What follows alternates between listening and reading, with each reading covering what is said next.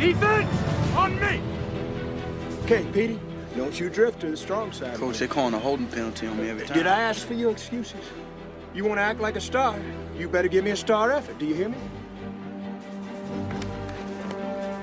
Forget about him. Alan, you're in. Come on. All right. Now, I don't want them to gain another yard. You blitz all night. And if they cross the line of scrimmage, I'm going to take every last one of you out. You make sure that they remember forever the night they played the Titans. Leave no doubt.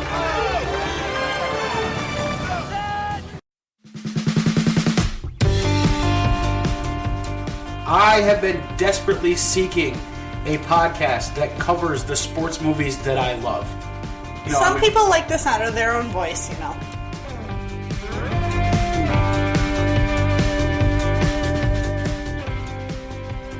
That is one of the maybe 5 movies ever that even to this day, when I watch it, makes me tear up. Tugs at my feels. What am I getting myself into? Exactly.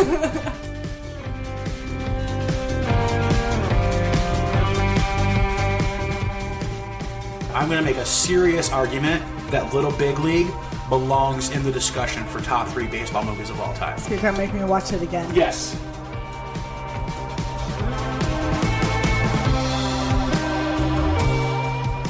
Did you say the title of the show?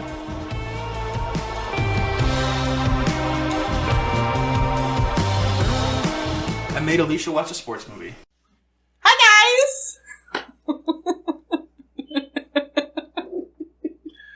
All right, we'll just jump right into it. Welcome back to I Made Alicia Watch a Sports Movie. Yes. Which I did today, just now. Just now, yep. What did I make you watch? Remember the Titans. Remember the Titans. We're going to get a little heavy in this one, guys. Yeah. This is a comedy drama. Yes. Loosely based on actual events. Yes. Roughly about football. Roughly. Well, because it's not really about the football, it's about right? the racism. Right. Yeah. So and the camaraderie. Camaraderie, absolutely. Did I say it right? Yes, camaraderie. Okay. Yep. Yeah, so this is a heavy one. Yes. But a fantastic movie. Yes, I love this movie. Okay, so everybody knows that I love basically all sports movies. Yes. There are some fantastic football movies that have been made throughout the years. Yes. Really good ones. We Are Marshall, really good. Never heard of it. This one is really good. Yes. Necessary Roughness is great. Never seen it. Jerry Maguire is roughly about football, but more about Tom Cruise. Still a good movie. I like Tom Cruise. I know he's a crazy nutbag fucking Scientologist, but I have yet to see a movie that I didn't like Tom Cruise in. And Tom Cruise will be in a few movies on this podcast. Does that include that NASCAR one? Well, he's already been in one, absolutely. Yeah. He was in Days of Thunder, which we already covered. That one. Yep. He will be coming back, of course, in Jerry Maguire, another football movie. I can't see him playing football. Really? Yeah. Well, he's not a football player. Okay. In that movie. He's an agent. He's a sports agent. Okay. He'll also be back in The Color of Money. Okay. Which is a billiards movie. Oh, really? Yes. Okay. It's the sequel to The Hustler. Okay. The quintessential classic billiards movie. Okay. So Tom Cruise will be back on this show in that movie as well, The Color of Money, which is a fantastic movie. Okay. Risky Business. Never heard of that one either. Tom Cruise is a high schooler. You know the Tom Cruise sliding in and dancing and singing scene that you see on everything? That's from Risky Business. Okay. So there'll be a few more Tom Cruise movies on here, but this one does not have Tom Cruise in it. Though it does have some really fantastic actors. Denzel Washington. Hayden Panettiere. She's so freaking cute. Along with Will Patton, who is fantastic in everything I've ever seen him in. Mm-hmm. So so we'll get to a breakdown of the actors. Yep. Much more interesting than the director and the writer, because they're essentially like Disney people, so I don't know them. Yeah. But as far as football movies go, this is my second favorite football movie. Okay. And it's as much as I like this movie, it is a distant second. Okay. Although my rating, because of the rating system we're forced to use, which is out of 5, I can't really show how big of a distance that actually is between this movie and my first favorite football movie. Okay. Which I think everybody listening out there who knows anything about sports movies and football movies probably already knows that movie is Rudy. Probably the greatest sports movie ever made. Never heard of that either. Oh, wait till we watch Rudy. Okay. You want to see a grown man cry? Wait till we watch Rudy. I've only ever seen you cry once in 6 years. So just wait till we watch Rudy. Okay. Rudy, you will like Rudy, first of all. Okay. Stars Samwise Gamgee, Mr. Sean Astin. Okay. He is the main character. Wasn't he in the Goonies? Yes. Okay. Absolutely. He plays a walk-on at Notre Dame. Okay. Arguably one of the greatest college football franchises in the history of American sports. Okay. Whose father's like a steel mill worker in South Bend, Indiana. So it's crazy good movie. This movie's a distant second, but still really good. Okay. So he's got some great moments. You like this one. I do like this one. I'm doing good. I've yet to show you a sports movie you didn't like. There's one, but it wasn't in relation to the podcast. Right. Well, so we haven't done it yet. That movie. We will have to do it. I know. Because there are so few bowling movies to do. I know. And we both love bowling. So you will have to suck it up and watch Kingpin again. I know. I don't know how you don't like Kingpin. It is fantastic. Just like Big Earn. I mean, come on. All right. Well, anyway. We'll discuss that movie more when we finally get to it. So let's start with our ratings for Remember the Titans. Okay. I'm going to let you go ahead and go first. Out of 5, how many montages? 5. 5? You're going to hit this up with a 5er. I am. Not leaving any room for growth when we get to Rudy, by the way, just so you know. Well, that's okay. Okay. All right. 5 montages from Alicia. Higher praise cannot be lavished upon a movie on this podcast. That's as high as it gets. Really liked it. I did. All right. I'm going to go 4.5. Okay. It's up there. I figured that's the same level I gave Tin Cup, which is one of my favorite sports movies, period. Right. So that's saying a whole hell of a lot about this movie, considering it's a Disney movie. Right. So I'm going 4.5. But it doesn't look like a Disney movie when you're watching it. Right. So. Except there's no swearing or things like that. Yeah. So you can tell it's Disney. Points still made. We watched it on the Disney app. We did. Because we have the Disney app, because why wouldn't we? Yes. Of course. I don't pay for it, so I don't. Right, we steal it. Yep. We trade. Yes, we trade. You didn't hear that, Disney, if you're listening. We're allowed to trade. They're allowed to have... No, you're not allowed to do that. Oh, no? No. 1 per household. Then why would they have more than one account? For people in the household. So that way the parents can have their own list of movies, the kids can have a list of movies. Gotcha. You know, Dad can have a list of movies, which would probably be just so we didn't say that. All the sports movies and the Star Wars movies most likely is what Dad would have on the Disney app. Okay. But yeah, so high praise from us. Much better praise than most online outlets give it. Oh, really? So on IMDb, it's got a 7.8 out of 10. Still really good, but not nearly as good as we gave it. Right. That's out of 190,000 ratings. Well, I don't think there's anything that's got like a 10-star rating. Not much. I think there might be like an episode of Battlestar Galactica that has like a 10. And I think an episode of The Walking Dead also might have a 10. And that might be like it. Oh, and they're episodes. They're not even movies. Right, but there are probably also some movies that do, like, I would say... without even looking, I'd say maybe The Postman, just some Dances with Wolves possibly. Okay. The Bodyguard. There's probably some stuff that's up there close. Probably stuff I've never seen, because I haven't seen any of those. Ghost. Nope. Okay, well. Rotten Tomatoes, 73%. Okay. Which I think is kind of low for this movie.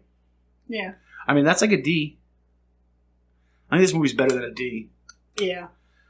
Common Sense Media gave it 4 out of 5. So that's pretty good. 4 out of 5. Common Sense Media? It's a new media group. It's okay. all online, so. Okay. And then according to Google, 93% of users indicated that they liked the movie. Well, that's cool. So it's another one of those, the users like it more than the critics. Yes. So what are you going to do? Though that's typically how it works with the movies that I like. Yep. Same thing with Legend of Bagger Vance. Yes. All right. Director for this movie was Boaz Yakin. I had no idea who this guy is or anything else he's done. He's a Disney director. So I don't even recognize Well, him. you only usually watch Disney's animated shit. I do. So I'm a child at heart, guys. Yeah. It was written by another guy I don't know, Gregory Allen Howard. I don't think either of them are going to be making a repeat appearance on the podcast. Probably not. Because they're not sports movie people. They're Disney people. Right. But the cast of the movie is a different story. Yes. The cast of the movie is a veritable who's who of amazingness. Yes. So when you sit down to watch this movie, you're going to notice some incredible actors and actresses. Yes. From a long time ago. Mm-hmm. When you think this movie's 20 years old now. Doesn't look like it. Yeah, it's from 2000. Came out in 2000. Yeah. When I was in college. So I was 10 years old. yeah. So when I was in college, this movie came out. So there's some people in here looking a lot younger than you used to see them these days. Yes.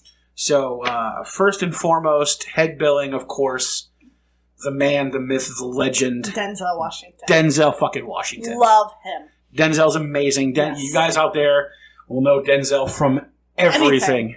Yes. Some of my favorite Denzel movies, Training Day, fantastic. Mm-hmm. Not a sports movie. It sounds like it might be, but it's not. Absolutely love him in Glory. Okay. And a surprise that a lot of people might not think, because it's widely considered one of his worst movies, but I really, really loved him in Deja Vu. Okay. Mostly because I've been exactly where that whole movie takes place. It takes place at the bridge at the end of Canal Street in New Orleans. Oh, okay. And so I've been there. Okay. And I've seen the ferry that blows up in the whole 9 yards. I've seen the Crescent City Bridge, where so much of the movie takes place. So, and I ate at the restaurant where he tracks down the woman who dies and then doesn't die. So, okay, it's got a little special piece of my heart. Deja Vu does. All right. What do you know Denzel from? What are your Denzel? You know, now goes that to? you're asking me, You just know he's Denzel Washington. I just know he's Denzel Washington. Okay. Denzel doesn't really make your kind of movies. Right. Because he doesn't really do rom-coms. He hasn't really ever done any of those. It's mostly guy movies, action movies, things like that. Yeah, but he's definitely one that I know. He's ubiquitous. Everybody knows Denzel. Yeah, I think I know more Samuel L. Jackson than I know Denzel. Wow. But for me, Samuel L. is up there with Denzel. Right, yeah. As far as amazing actors go, I love Samuel L. Jackson. yeah, I'd have to sit and go through IMDb or something for a while to figure out what movies I know him from. Right. Because I don't know names of movies off the top of my head like that. Yeah. Like, I can't sit there and say, oh, this actor was in this movie and that movie. That's not stuff that sticks in my head. Yeah, it does to me. So. You watch movies with me, I'm like, oh my god, I know. I'm like, I know random actor person from. You're like, oh, that person was in this show in this movie, and well, we're gonna do that with our next actor because there's a show that almost always when I see an actor in something you make me watch, it's almost always that I recognize them from one show. Yes. What show is that? 24. 24. Huge 24 fan here, boys. By the way. Yeah. So the next actor, Will Patton. Yeah. Who plays Coach Yost. Yes. So people out there will recognize him from Armageddon. That's where I know him from. Armageddon, Gone in 60 Seconds. Yes. He played Hatley. Yeah, okay. I also, as well as that and numerous other places, not Independence Day, but Apollo 13, I also know him from 24. Yeah. Where he played the big bad guy that Tony Almeida had been trying to catch for like 6 seasons. Gotcha. He was the big bad guy. Gotcha. That Tony finally got to kill. Oh, he did that? Yes. Okay. So, That's Will Patton to me. I love Will Patton. He's amazing. He has great range, right? He plays great comedy guy in Armageddon. Yeah. He plays, just like a great serious guy in this movie. Mm-hmm. Fantastic range as an actor. Yes. So can't say more good things about him. Right. Next one is somebody who I don't know, and I know I've never seen. Like if I've seen, he plays like bit pieces in other movies. And that's Wood Harris as Julius Campbell. Okay. He's been in, like, The New Judge Dredd and, like, a couple other things, but, like, not big, huge roles. Actor. Yeah, he doesn't play big, huge roles. So not too much to talk about with him. Okay. The next guy I know from several things, and that is Ryan Hurst as Gary Bertier. I loved Gary in this movie. Gary was great in this movie, yes. Do you know him from anything else? I'm sure I do. I Okay. couldn't tell you. So I know him from Saving Private Ryan. Okay. And We Were Soldiers. Okay. And then also, we haven't watched it yet, the most recent seasons, but he's currently in his second or third season on The Walking Dead. Okay. As Beta. Oh, the Whisperers. Yes, of the Whisperers. I haven't watched The Walking Dead since Daryl turned his back on. Right? Yeah, since Rick let Negan live, we haven't watched since then. Yep. It's not because Rick let him live, it's because Daryl turned his back on Maggie and Daryl turned their backs on Rick. And that's why we stopped. Next actor to talk about of note, Donald Faison, who plays Petey Jones, who apparently is in a TV show named Scrubs. I've never seen it. I've never seen it either. Your family swears by it. Your sister, at least, and a couple of your sisters. Yeah, Stephanie swear by Scrubs. Yeah, Stephanie's that's like her life. Yeah, so she lives her life in Scrubs quotes. Yeah, so I don't know him from that. I've never seen it, but I'm more of a Grey's Anatomy fan myself. Really? You don't say. I've only seen every season like 20 times. Yeah, exactly. The next one is one of my favorite bit part actors. Okay. That's Ethan Suplee as Louis Lastic. Frankie! Yes. Frankie from Boy Meets World. Yes. Also from Mallrats. Yep. And also from American History X. Okay. He plays in something else. He plays in everything. Yeah. He literally is in everything. But I know him more as Frankie from Boy Meets World. Yeah, absolutely. Everybody does. Yes. If you're around either of our ages, you know him from Boy Meets World. Yes. He's the big guy. He's always got the He's got the dark hair. And he's always got the flannel. Yep. The blue flannel. And he's one of the quote-unquote bad guys. But he's got like a really soft heart and he can sing and, Yep, absolutely. Yeah. So yeah. Always a great time when he's in a movie. He's so good. Yep. In the parts that I think I yelled Frankie when You did. When he walked on scene. You absolutely did. Next up, somebody that most people don't recognize in this movie. But we do? Well, I didn't realize who it was until I saw it on IMDb. Okay. Playing Alan Bosley, so that's the defensive back, Alan. Mm-hmm. Ryan Gosling. Yes. I recognized who it was as soon as I saw it. Apparently he was a Disney kid.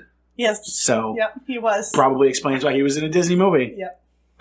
And last but not least, my favorite little girl. Your favorite little girl. Not so little anymore. Everybody's favorite cheerleader. She's not a cheerleader. Oh, she's not. In this movie, you can't call her a cheerleader. In this movie, she's not a cheerleader. Yes. In Heroes, she's a cheerleader. Yes. Hayden Panettiere. Yeah. Hayden Panettiere is how it's pronounced. Whatever. Something like that. Hayden Panettiere. Way too many syllables in that last name for me. Love her. She is the bitchiest, sassiest 9.5-year-old in the history of movies in this movie. It is fantastic. Yes. 100% fantastic. Yeah.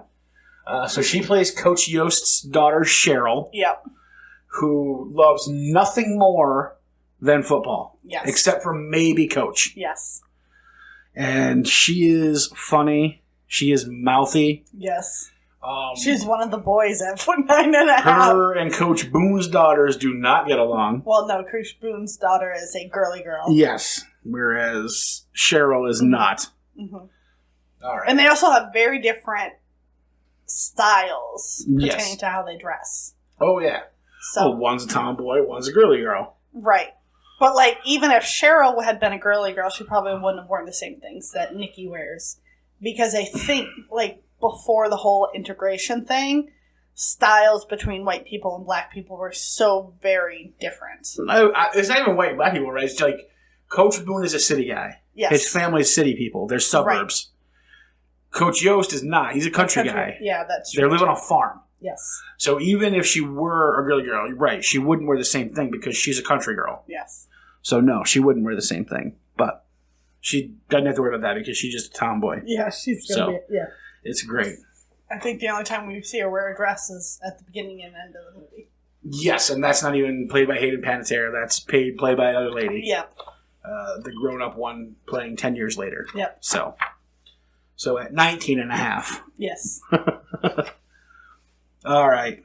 So that's all the main significant cast of the movie, the people that we care about. Yep. So let's get into talking about this movie. Yes. All right. So how do we start? Where do we start at? At a funeral. Start at a funeral. We don't learn much about it. We just know we see people coming in black. We're in a graveyard. Yep.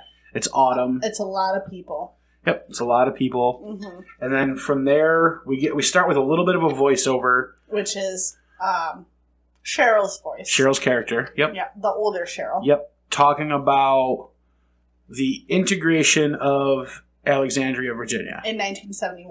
1971. Yes. Yep. And the struggle that it was to do that. Yes. And we smash cut basically to race riots. Yes, outside the store where a black teenager had been shot by the store owner. Correct. We don't get a why. I'm assuming because he was blacking in Alexandria, Virginia in 1971. Quite possibly. The crime of being black in the South. Yeah, well, a lot of people think that's still a crime today. Yes, in a lot of the country it is still a crime today, apparently. Yes. So, yep, he was... Not a lot has changed in...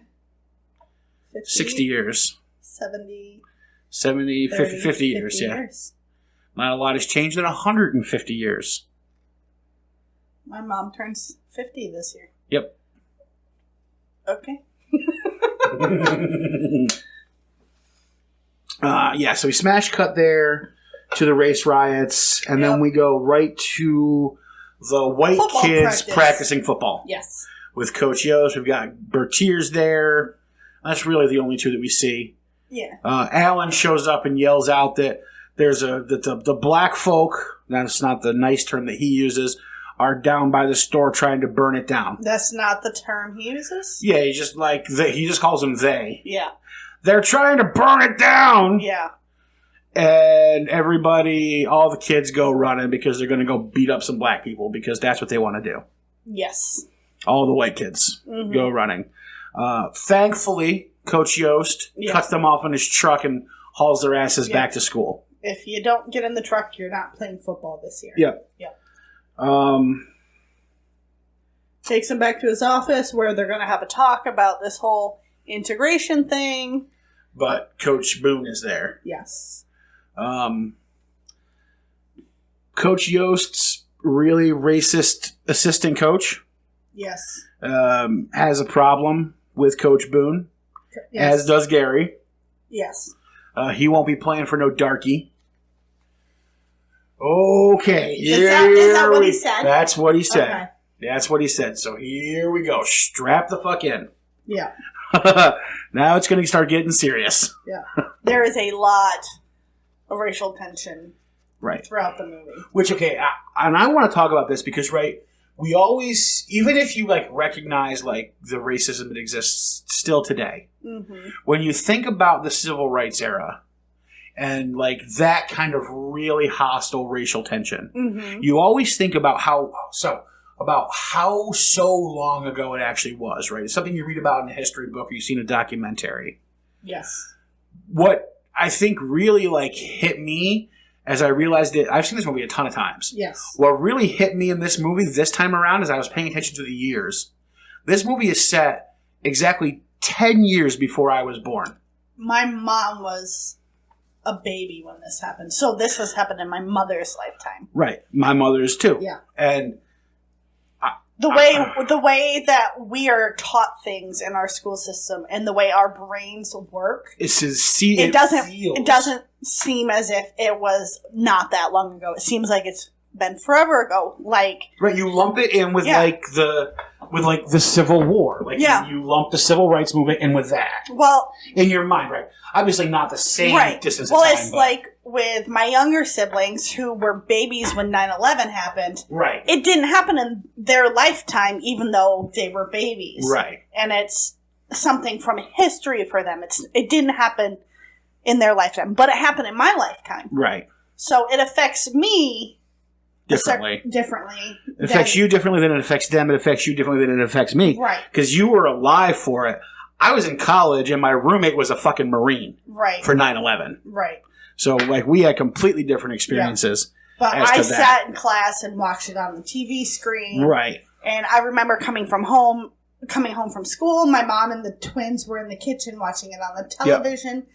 Yep. And, I really had not a lot of understanding, but I remember looking at my mom and saying, "We're going to war, aren't we?" And my mom's face just broke. Yeah, we are, obviously. Yeah. Yeah. But and that's the way I look at it, right? Like, because, I think about, so for instance, in college, I studied, one of the classes I took a whole semester on was the Vietnam War. Okay. And that war ended within less than a decade of when I was born. Right. And yet, to me, it's this, far distant thing. Yes. In the past, when in reality, by the time it was only over by 6 years by the time I was born. Mm-hmm. That's insane to think about. It's like when I learned a couple weeks ago that, I knew in my head that Martin Luther King was born in this year, died in this year. Right. And Frank was born in this year and died in this year. Reality is they were born the same year. Yeah. Yeah. So all this, it wasn't like this happened this time, then the next year this happened, then it was, all this stuff happened at once. Yes, at the same time. And our minds don't always, not all of our minds comprehend it that way. Right. So, when I found out Martin Luther King and Anne Frank were the same age, right, or should be the same age, right, I was completely flabbergasted. Mm-hmm. Absolutely. So,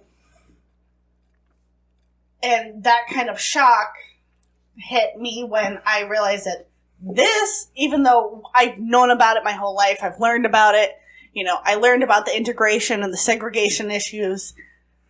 This did not happen that long ago. No, yeah. Like I said, and we're still having these issues to this day. This movie set 10 years before I was born. Yeah. Holy shit. That's crazy. Yeah. So, yeah. So, and this movie is just rife with racial tension.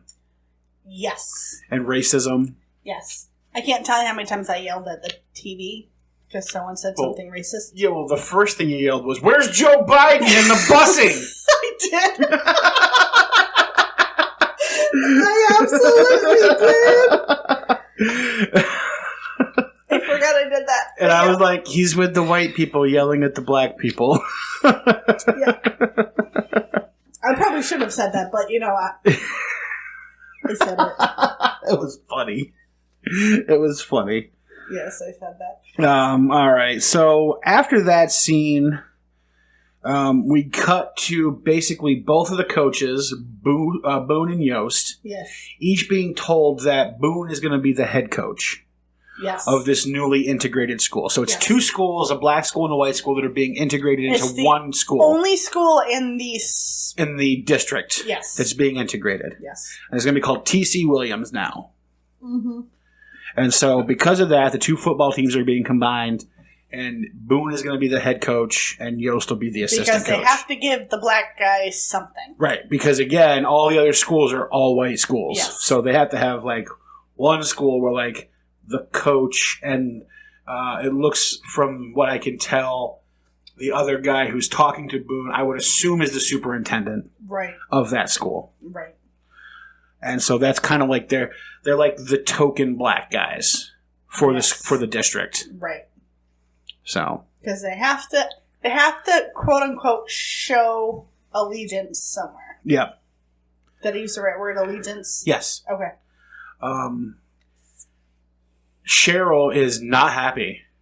Yeah, it's going to ruin her team. But that's all she's worried about. She's not just her team, but her dad's chances. Her dad's chances of being in the Hall of Fame. Yes, but her issue isn't a race issue. Right. Her issue is she's 9.5. She's been working with her dad for years to get him this Hall of Fame. Her dad's earned this. And this is his year to get Hall of Fame. Yep, and he's not going to do that if he's an assistant coach. Yes. So later that night, Coach Boone drops by the farm. Yes. And Cheryl answers the door. And he's like, your dad home? You're like, yeah, he's in the office. Fielding calls about head coaching jobs. He's got 7 already. He's got 11 offers and no time to deal with you. Yes. Is what she says. And so she goes. Somebody keeps this kid. Oh my God, she's so good. Like, if I had a kid say that to me, I'd have to fight the urge to punt the kid across the room. Right. So, like... And it gets even better, right? Because she literally says that and then just goes to slam the door in his face. Yes. Yes. But to me, it's funny because the kid's being hostile, but it's not for the bad reasons. Not for the bad reasons. It's because you're taking my daddy's job. It's not because you're a black guy. Right. We will meet racist girls later in this movie. Yes, we will. Who we want to punch in the face. Yes. But this isn't one of them. Right. So she goes to slam the door in Boone's face. And Dad stops her. And says, get out of here. And then... He doesn't even say anything. He just looks at her. And she storms away. And invites Boone into the office. Yes. Where, I guess Boone does his best to apologize. And he mentioned this when he was being told he'd be a head coach. He's like, I don't feel right about this. I don't feel right about taking this guy's job. Yeah. I'm the guy who's lost the job he should have had because of skin color before. I don't want to do that to somebody else. Right. But either way, the black community was very supportive, obviously, of him being head coach. Yes. Because, again, this is when you think about it's Virginia, the black community in Virginia at that time had been basically repressed forever in that area. Yes. So this is like the first time they've even been given even any just like semblance of like token acceptance. Yeah. Well, they're living in a nice house in a white neighborhood. Yes. The suburbs, the whole 9 yards. Yep. Nice house. Because he's making good money, right? He's a football coach of a powerhouse athletic program. Yes. So he's going to make good money. Yes. And then we get a meeting with Yost and the parents and white players. Yes. At the bar/eatery. Yes. Where he announces he's stepping down, not going to coach for the year. Yep. And then next year he's moving to a different school. Yep. And he's going to coach there. And everybody in the room is an over-the-top racist. Pretty much. The parents and some of the kids, Some of the players. I ain't playing for no darkie. Yeah. Like, Jesus Christ, people. Holy shit. Yeah, I think Shut the fuck up, Gary. The one guy's dad says, I'm not having my son play for some Coach Kuhn. It's Coach Kuhn, yes. Yeah, that's Alan's dad. Yeah. I wanted to throw something at the TV. Right. Because Don't ever watch To Kill a Mockingbird. I've seen it. Oh, okay. I cannot stand racist assholes. Right. Absolutely. So if you're listening, sorry. Not sorry. I mean, I'm not saying I'm perfect. I've said stuff that has made them be like, you really can't say that? And I'll be, oh, I'm sorry. Still learning. So you are the whitest black person I've ever met. I'm not explaining that on air. If you want to explain that, you can. Her father is mulatto. Yes, my birth father is mulatto. You couldn't tell by looking at it, though. No. Not even a little bit. Pale as they come, but I have dark hair and dark she's eyes. Irish pale. And I have the ass. She's Irish pale. And I only say I have the ass because my coworkers who are black love my ass for some reason. Anyway. So I can claim it. There you go. Where were we? Coach Boone. Yes, Coach Boone. Yes. Yeah, Coach Yost is doing the right thing, though. Yes. I mean, like, yes, he's stepping down, and I don't even think that's about race for him. It's about him being passed over for this position that should rightly be his. That was his, and it was taken from him. So I understand why he's doing it. But he's doing the right thing by telling the kids, look, you're going to play. Go fucking play for him. Yeah. Do not sit out. You're going to lose your chance at going to college. Yes. The team itself is going to be ruined. Yep. For instance, Gary Bertier is an All-American the previous year. Yeah. This is his senior year, and he's going to miss out on the opportunity to go to college because he's going to be a racist piece of shit and not want to play for Coach Boone. Yeah.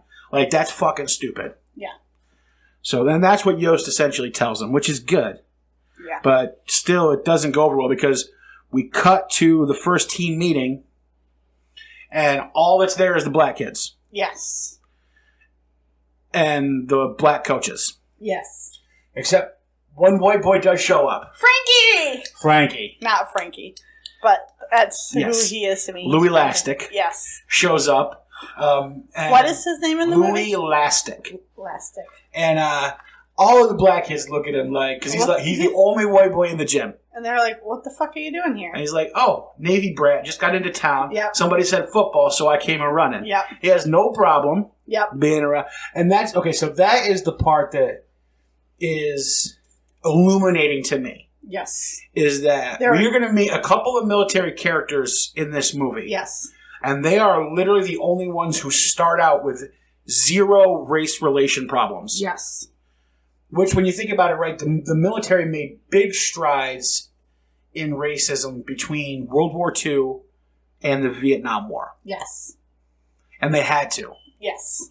So they were completely integrated, and a black guy could die just as well for his country as a white guy in the jungles of some foreign piece of shit country. Yes. So, just like in Forrest Gump. Right. Absolutely. So that's the only Vietnam War movie I've ever seen was Forrest Gump. My God, we need to I made Alicia watch a Vietnam War movie. There are so many good ones. No, I lied. What? Good Morning Vietnam. I saw Good Morning Vietnam. Yep. There's Hamburger Hill. There's Siege of Firebase Gloria. There's so many good ones. I've seen Good Morning Vietnam and Forrest Gump, and I'm There's okay. Platoon. Fantastic. I'm okay. Oh, so many good ones. I do not have enough time. Heart of Darkness. In my life to sit and watch all these movies. So many good Vietnam War movies. You're lucky I have time to sit and watch these damn sports movies. Well, as it says, I bribe you with Dr. Pepper. Yes. And Milk Duds. Oh, I didn't get you any Milk Duds. I don't have my Milk Duds. It's been a long time since I've had Milk Duds. So. Well, you know. That's okay. You got a big fucking bag of Sour Patch Kids downstairs. I do. It's close enough. Lasted me quite a while. Yeah, it's close enough. So anyway, Louis Lastic's in there. And then Coach Boone shows up and gets started with the program. Yep. And then all the white kids... Oh, go ahead. I wanted to talk about what he was doing to... Petey. Yeah. Yep. So, Coach walks in and whistles. And they're all doing like, we got soul power. Yeah. So, Petey's got his fist in the air. His black power fist, yes. And smiling. Yep. And so Coach Boone walks... Denzel Washington, Coach Boone. Walks right over and says, put your hand down. Why the fuck are you smiling? Yep. Basically. No swear words in it because it's a Disney movie. Right. Wipe that smile off your face. He's like, you think football's fun? And basically he gets him to just kind of like sit there all kind of... Yeah, it's hilarious because he's like, you think playing football's fun? He's like, yes, sir. And he's like, oh, really? You think playing football is fun? And he's like, no. Maybe? No, sir. Yes. Oh, you don't want to play football for me? You don't think it's fun? It's like, God damn it, how do I win this conversation? Yeah. Zero fun, sir. Yeah, zero fun, is how that ends. He's still got the smile trying not to show up on his face. Trying not to laugh. But, Coach Boone does not take it easy on these kids. No, and that's something we should talk about as well. Yes. Is that I think that he understands something that Coach Yost doesn't understand. Because Yost isn't Right. something Yost hasn't had to deal with. Right. And Boone explains it to him. He's like, look, when you baby these young black kids, yes. when you coddle them and, like, you know, read them sweet nothings after I'm rough on them, you're crippling them because the world is extra fucking not nice to them in case you haven't noticed around town. Right. So by you, you know, not forcing them to grapple with, you know, being treated like shit, essentially, mm-hmm. you know, you are making it harder for them to survive in this world, which is true in a way. Right. And Boone isn't actually like... He's being hard on them as players. But he's being hard on everybody. But he's being hard on everybody. And he's not... It's all football based. None of it is like personality based or anything like that.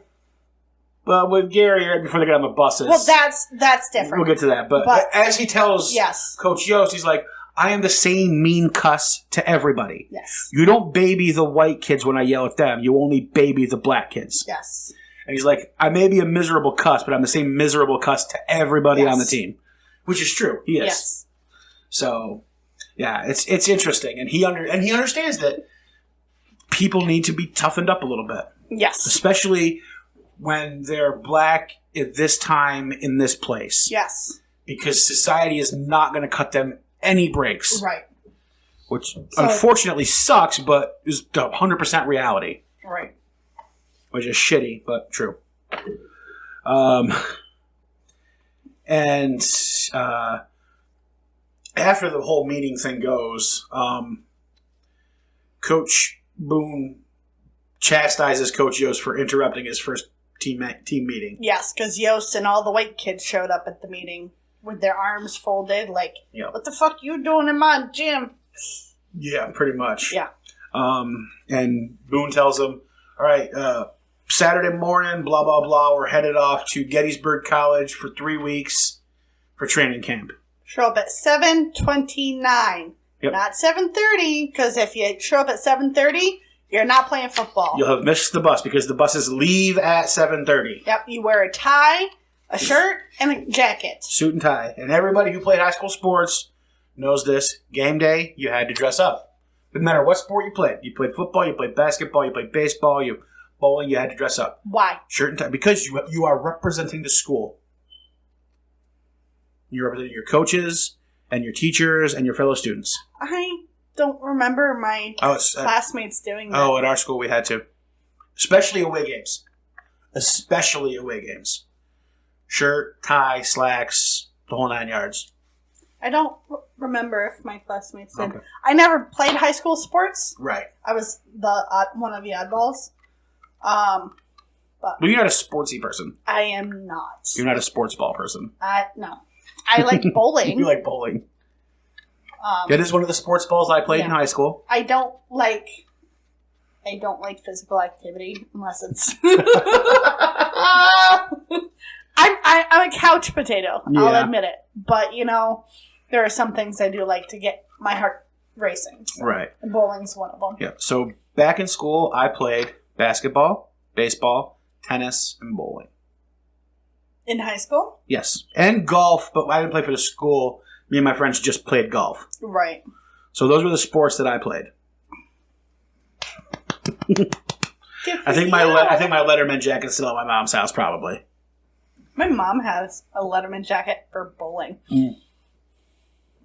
Yep. And so, next thing we cut to is everybody getting on the buses to go to training camp. Yeah, so they have 2 buses. Yep. Which, of course, how is this going to play out? All the black kids on one bus, all the white kids on the other. Yep. Shocker! Yep, that's how it starts.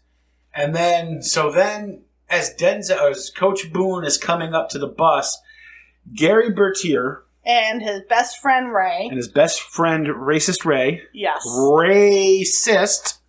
I think his last name should be Sist. come up to Coach Boone, and Gary just flat out tells him, look, all you have to do is just save half the spots on offense and half the spots on special team for white players. We don't need any of your guys on defense. We're all set. Yeah.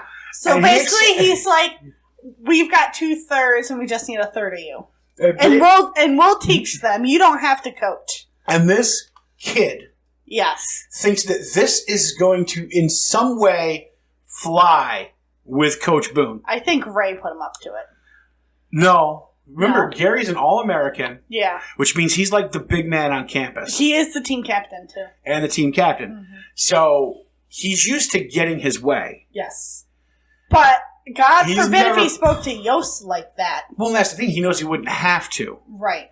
So, he figures because he's the only All-American that Coach Boone has, that he's going to just take whatever he says and go with it as gospel. Now, what's he mean when he says all-American? Because when I heard him say it on the TV, I went, I got it, you're racist. No. No, not all-American. So in high school sports, there was called All-Americans. Okay. In most of your major sports. Football, basketball, blah, blah, blah, blah, blah. And it's essentially, it's a team built of the best players across the country. So you think about, so like if you're doing an All-American basketball team, you're going to have your best point guard, your best forwards, your best power forwards, your best center, and your best shooting guard. From all over the country. From all over the country. And that's your number one All-American team. Okay. And they usually have 1, 2, 3 tiers. So first, second, and third team. Gary Bertier was a first-team All-American at his position. Okay. So he was the best in the country the previous season at his position, which was linebacker. Okay. So that's what All-American is, not All-American.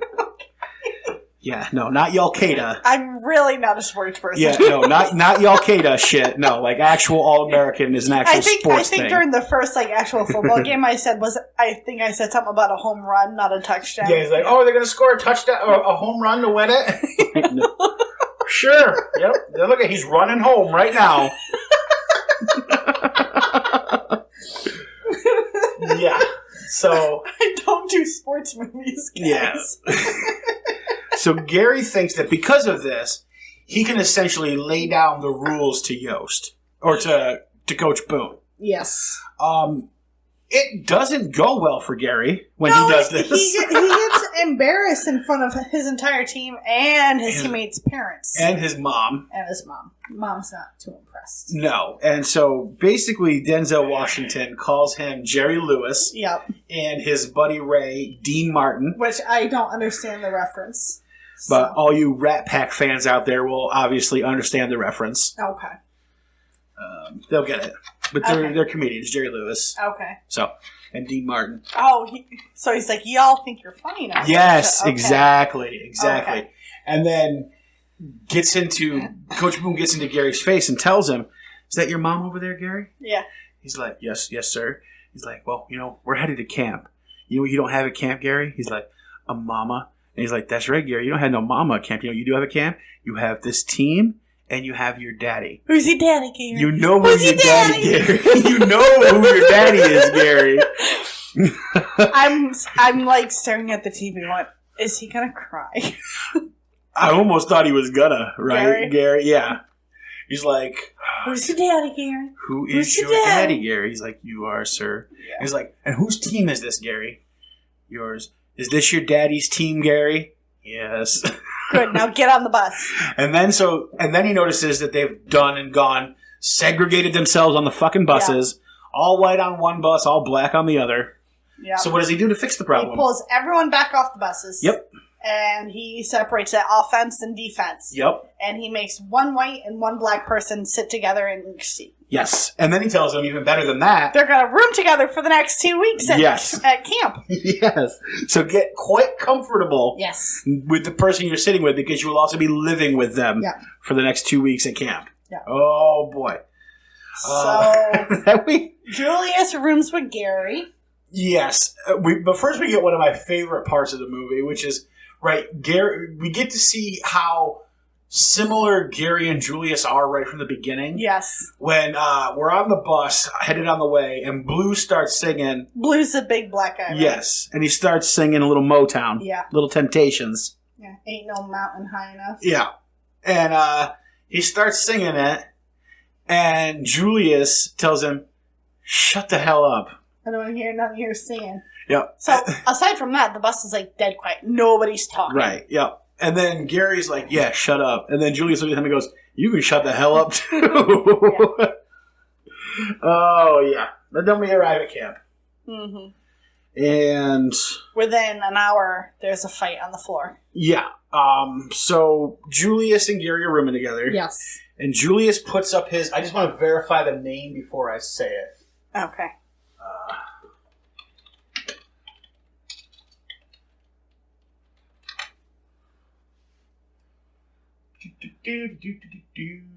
Yeah, all right, good. Thought so. All right, yeah. So Julius has the Tommy Smith poster on his wall. Tommy Smith is a guy who at the 68 Olympics, when he won his track and field event, stood on the top of the podium with a black glove on and raised his fist instead of saluting during the national anthem. Okay. And that's the poster. Did he get in trouble for doing that? Yeah. Yeah, he did.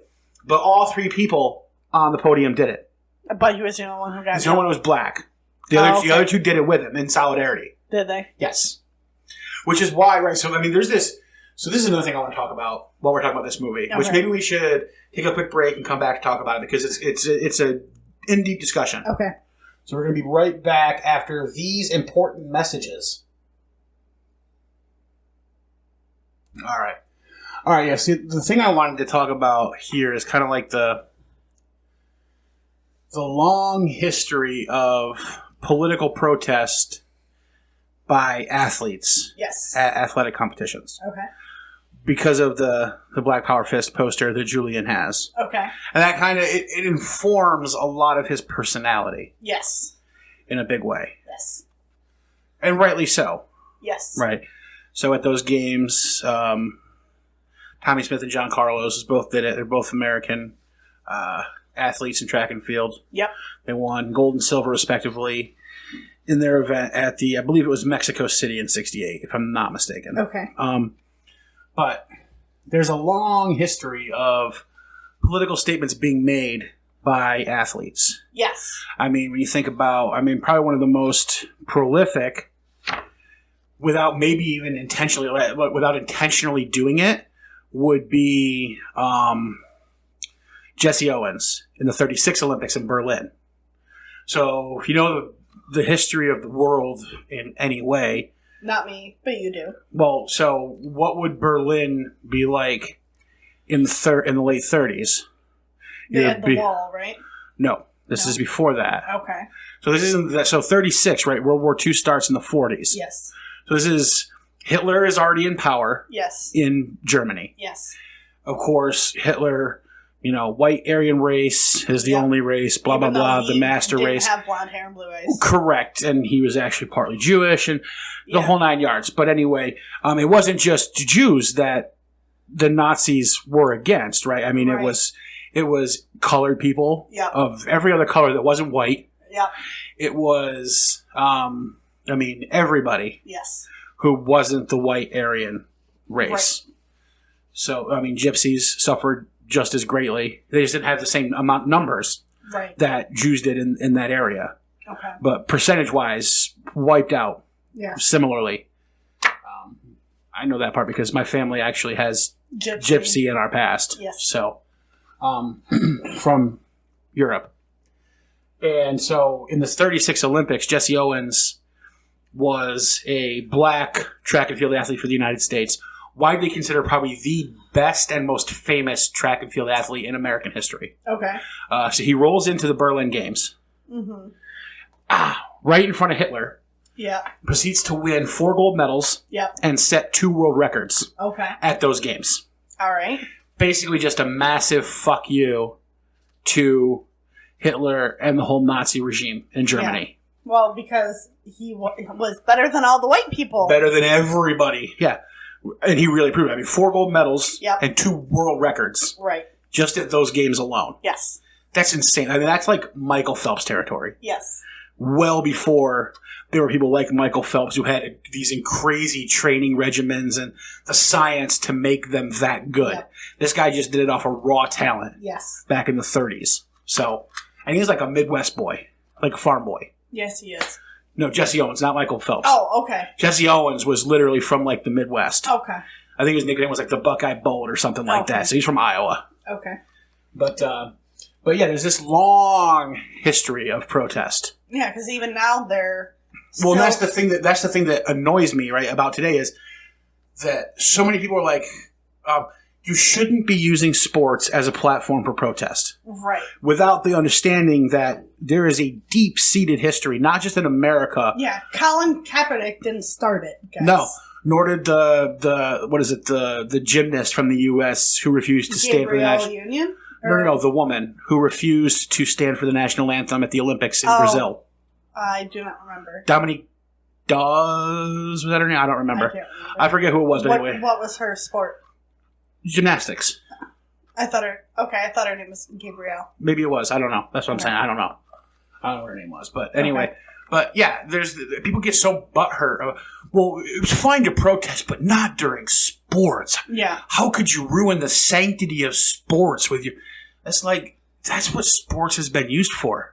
Yes. I mean, you think about, like, for instance, the All-American Women's Baseball League. I mean, that was literally a protest of the World War by creating a whole separate baseball league. Yeah. When half of the men were overseas fighting. And there's a movie about that, too. A League of Their Own, which we most certainly will cover with a huge cast. Rosie O'Donnell, Madonna, Gina Davis, Tom Hanks. Yep. Crazy cast. And yes, we'll be covering A League of Their Own, obviously, on this podcast. Yep. But yeah, I mean, there's just... And so...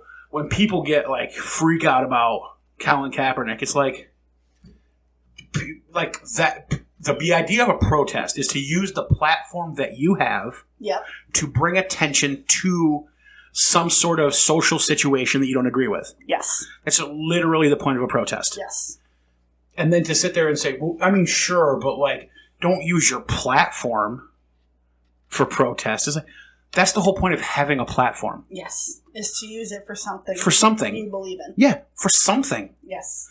Like, people should be happy that at least some of these millionaire athletes are willing to use that platform. Because so many of them are just happy to just like, well, I'm a millionaire, I'm just going to let the world go by. Yes. And I'm in my own little jaded bubble. Yes. They should be happy that some of these millionaires are willing to use the platform that they have to bring light to conditions and social situations that need changing, but other people don't have the power to make any impact on. Right. And that's the whole point. So, and that just comes to mind because of that poster. Yeah. Because there's so much, right? I mean, yes, of course, it's a poster that's going to show up in this movie because of the time and because of the characters. Right. But it's also a poster that makes a statement about sports. Yes. In a larger context. Well, it's like the kid in The Sandlot who wears the Negro League hats. Yes. Absolutely. Yep. Yes. It's just it's bringing a bit of that history and of awareness of that situation to a broader range of people who might not ever hear about it in a positive way. Right. So people do it in movies, they do it in sports. Exactly. You know, exactly. It's there. It's not going to never be there. Right. I mean, the amount of the amount of jerking off to soldiers and cops and America that takes place at sporting events. Mm-hmm. Like, we can pay a little bit of homage to other things than that.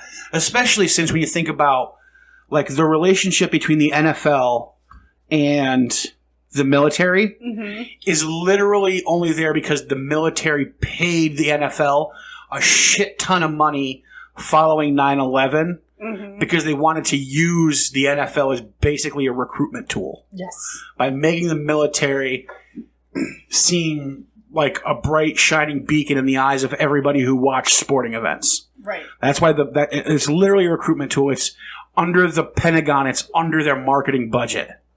This money that they pay the NFL for the collaboration that they do.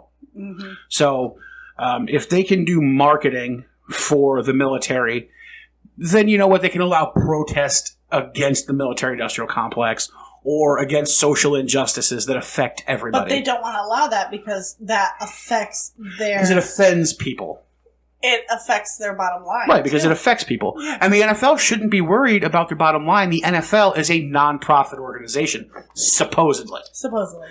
Legally, they're a non-profit organization. They're not going to get that money, though. Yeah. They shouldn't be getting the money. They're a non-profit organization. Agreed. They are a registered non-profit. The only billion-dollar... Sword churches. The only billion-dollar non-profit organization in the history of the world. The NFL. But anyway, that's not really a digression. No, I'm not going to say we digress. Right. So yeah, I just wanted to talk about that because of that. But yeah, an all-out fight breaks out between Gary and Julius. Because Gary wants Julius to take it down. Julius says you can stare at your own damn wall for 2 weeks. Yeah, fuck off. Gary goes to take it down. Julius steps in to stop him. They punch each other. Ryan Gosling opens the door. Alan walks and in. yells, fight, down the hallway. And then all of a sudden, everyone's in that room in a fight. Yes. Is this the movie where you looked at and you're like, are these the dorm rooms from... Yes, from the Dead Poets Society. Yes. Yep. Because I was like, those hallways look familiar. Look vaguely the room familiar. setup looked familiar. Right. The beds were on the opposite wall this time. Like, instead of by the windows, they were by the doors. All dorms look really familiar.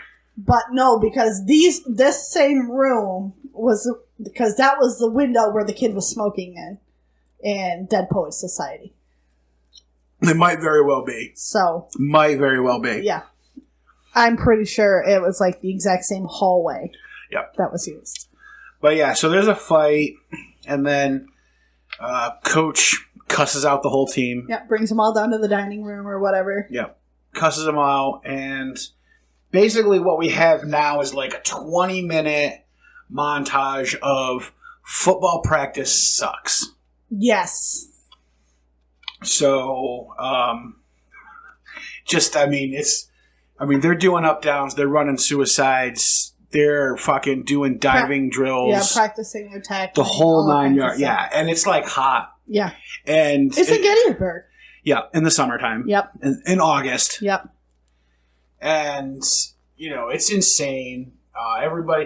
Blue wants some water. Yes. Because they're running 3 a days until the team can come together as a team.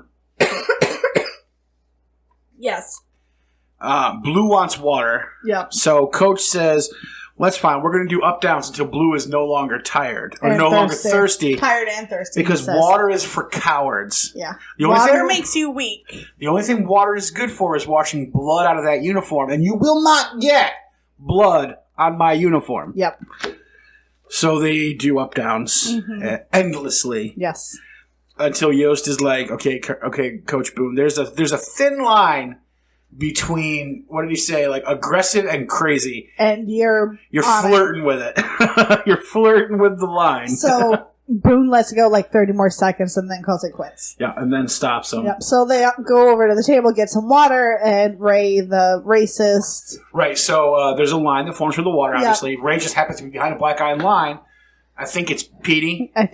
Goes, grabs a cup of water. Ray gets pissed that a black guy touched a cup of water before him. Yep. Starts a fight. Knock over the water. Yep. Nobody else gets any water because fucking water's on the fucking ground now. Yep. Cheryl's pissed. She's throwing cups at him. Cheryl is pissed. Yep. And again, not at the black guys, not at the white guys. She's just pissed at everybody for being dicks. Yes. Which, good on her. Yes. Good on her.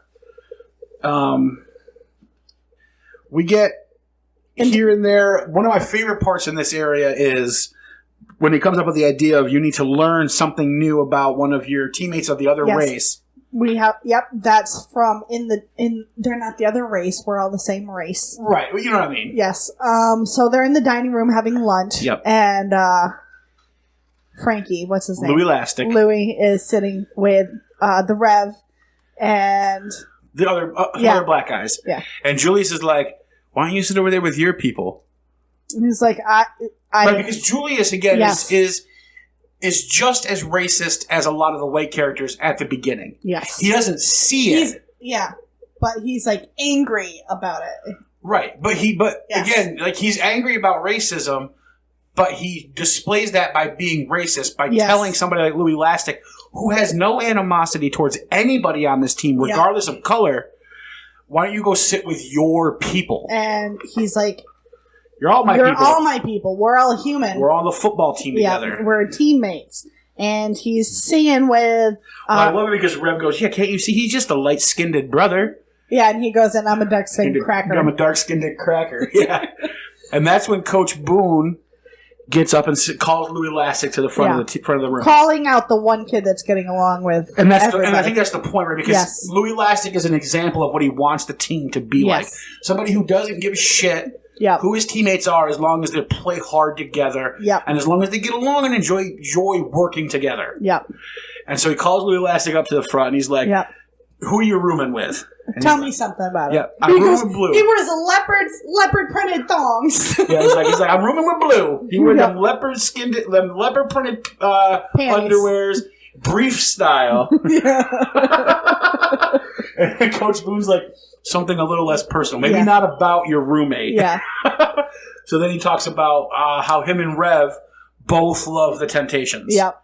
And then he starts singing. Yep. I know you want to do whatever. Yeah. I can't remember which song it is. Yeah, singing the song, and then Rev starts singing with him. Yep. And most people start, even Gary at the back of the room starts laughing a little bit at what's going on. And so Coach says, I want all of you to learn something about one of your teammates of the other color every day and report it back to me. And until you've reported to me on something about every single other one of your teammates, we're going to do 3-a-days. Yeah. Which, if you know what 3-a-day practices is, that's about 8 hours of practice a day at that point. Well, that's because he asked if anyone else wanted to say anything they knew about their roommates or anyone. Nobody did. Nobody speaks up. None of the black kids or white kids wanted to. And Julius is like, no. And Gary's like, no. And the real problem here is Gary, right?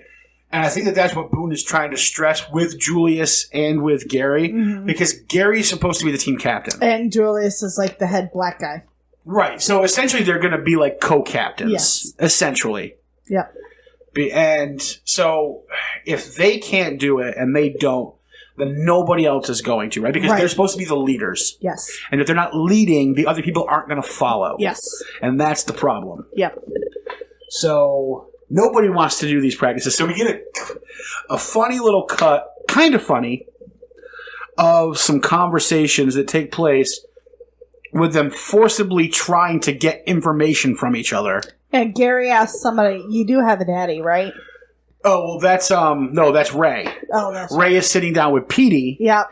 And he's like, tell me about your daddy. You do have a daddy, right? And Petey's like, I have a father. And I think I remember at this point, I looked at you and I said, why is it that white people always think black people don't have a dad figure? Like, I didn't have a father figure till I was 12. Your father left when you were 10. Yes. So I didn't have one after that. And we're white, and we ended up fine. Yeah. I know plenty of white kids who didn't have a father or a father figure. I know plenty of black people that had or didn't have a father figure. Yeah. And you can attest that my family is as white as families get. Yes. It's literally there's absolutely no Irish, Scottish, English, Polish, a little bit of gypsy. Yep. Like, not even like Italian. Yes. Like nothing. You literally, guys are white as white. You take all of the whitest European countries and put them together. That's my family history. Whereas my family history is Polish, French, African American, 3 to 5 different kinds of Native American. It depends on who you ask on what day. Right. And well, if you just ask Elizabeth Warren, just say it's 5. But like my grandfather was a Cherokee, my grandmother's a Cherokee, and my birth father's Native American and French. And or he's African American and French. And so there's a whole lot. It is snowing now. Yeah, it is. Sorry. So but no one's going to come up to me because I'm the whitest black chick you've ever met and ask me where my daddy is. Right. But if you ask me, I'll say he's in prison because he's in prison. Right. And mine's dead. And yours is dead. I hadn't seen him for 20 years. Right. By the time that he died. Mm-hmm. So, you know. And I hadn't seen mine for 20 years by the time he got put in prison. Right. So yeah, but it's a stereotype that people have about black families. Yes. When in reality, it's cross-racial. Yes. It's just, it's more of a class and socioeconomic issue, really, than it is a skin color than it is skin color at all. When you look at like wealthy families, both parents, even if they're divorced, both parents are almost always involved in the child's life. Whereas when you get down to lower income people, black or white, there's or always Asian, parental or issues, Mexican, or whatever. A lot of cases, one parent is completely absent, and that was the case with my family. Once I hit 10, my dad left, and we saw him for about a year after that, and then he took off to another state, and we didn't hear from him again until he died. Right. So, right. And like I said, we're white. So it's not a racial thing. Right. But so many people treat it like it is. Just turn on Fox News any other day when we don't have a coronavirus outbreak, and they'll be talking about it. Yeah. So, yeah, absolutely. Mm-hmm. And this still doesn't get the point across to the team. They're still acting like a bunch of dipshits. Yes. So we get a smash cut to everybody being woken up at 3 o'clock in the morning. Yes. And Coach Boone's going to take them on a run. Yeah. And Yotes is like, this is not the military. Yeah. This is a high school football team, not the Marines. Yeah. And he's like, Coach Boone's just like, keep up. Yeah. And it's so funny, too. He's like, we're going to go for a run. You fall behind and get lost. Don't even bother trying to find us. Just find the road and hitch a ride back to town because you're done. Yeah. So they run through the woods, over the river. I'm assuming it's about woods. 2.5, 3 hours because by the time they're done running, the sun is coming up. Yep, morning, the dew's dripping. Everybody is dirty and sweaty. Yep. Which you've ever been to Gettysburg, it's a muggy fucking place. Yep, and he has them running through swamps. Basically. Yes. And so they pull up at Gettysburg Cemetery. I think the windmill, or the water mill, that we see in one of those scenes was actually also in Dead Poets Society. You might be right. It might have been shot at Gettysburg. Who knows? But yeah, so they end up at Gettysburg Battlefield. Yes. Which is where we get the first big speech of the movie. Yes. Where Boone talks about how, on this spot, 100 years before, 110 at that point, 110 years before, 50,000 men, boys, your ages, died here fighting the same fight that we're still fighting to this day.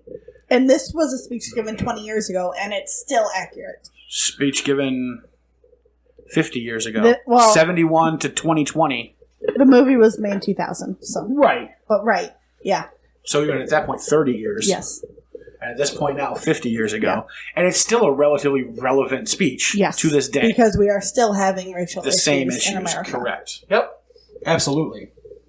And this is kind of where things start to sink in a little bit. Not completely. You don't see it immediately. Yes. But you can see it on their faces. Yes. That his point is finally getting through. You especially see it on Yost's face. Yes. Who didn't think this whole run was a good idea, but then with where it ends and the speech that comes with it, you can kind of see in his face, he's like, I'm getting that. Okay. I understand what we're doing here. I got you. I understand. I'm on team, let's be together. Team. Yeah, I'm on team, exactly. Yeah. So we'll insert that Coach Boone speech right here because I like it. Yes. I think it's a good speech. And you guys, if you listen to any episodes of the show, I like speeches. Yes. So we're going to have a few of them cut into this this podcast, but we're going to cut that speech in here right about here. Yep. This is Gettysburg. This is where they fought the Battle of Gettysburg.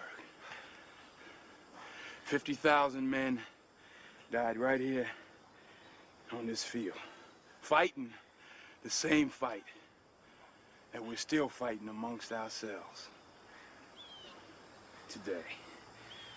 This green field right here, it's painted red, bubbling with the blood of young boys. Smoke and hot lead pouring right through their bodies. Listen to their souls, man. I killed my brother with malice in my heart. Hatred. Destroyed my family. You listen.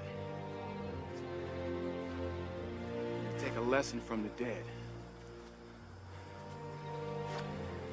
If we don't come together right now on this hollow ground, we too will be destroyed. Just like they were. I don't care if you like each other or not, but you will respect each other. And maybe, I don't know, maybe we'll learn to play this game like men. All right. So we get back, and we're doing more... It's nighttime now. Yeah, we're doing more practicing. Yep. And they've got the cars pulled up to the field. With the lights on. Yep. Kind of like in Legend of Bagger Vance. Yes.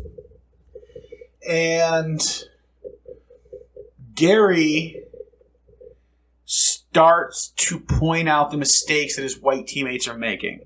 Yes. And not just their mistakes, but also their intentional mistakes. Yes. Quote-unquote mistakes. Ray.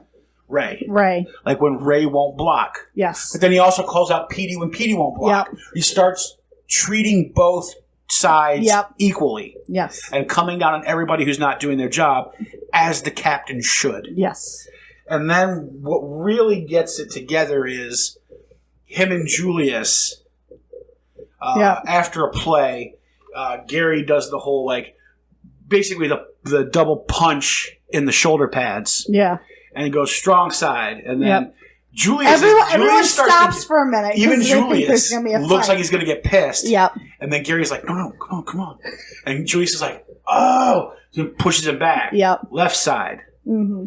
And so they go back and forth. Strong side, left side. Right. Which means what? So it's strong side. So when you line up on defense. Yep. You have an odd number of people. Yes. So one side of the ball, right? So the ball is at a certain point. Yep. One side of the ball has more people on it. Okay. Than the other That's side the does. strong So you got side. strong side, left side. Okay. Exactly. Yep.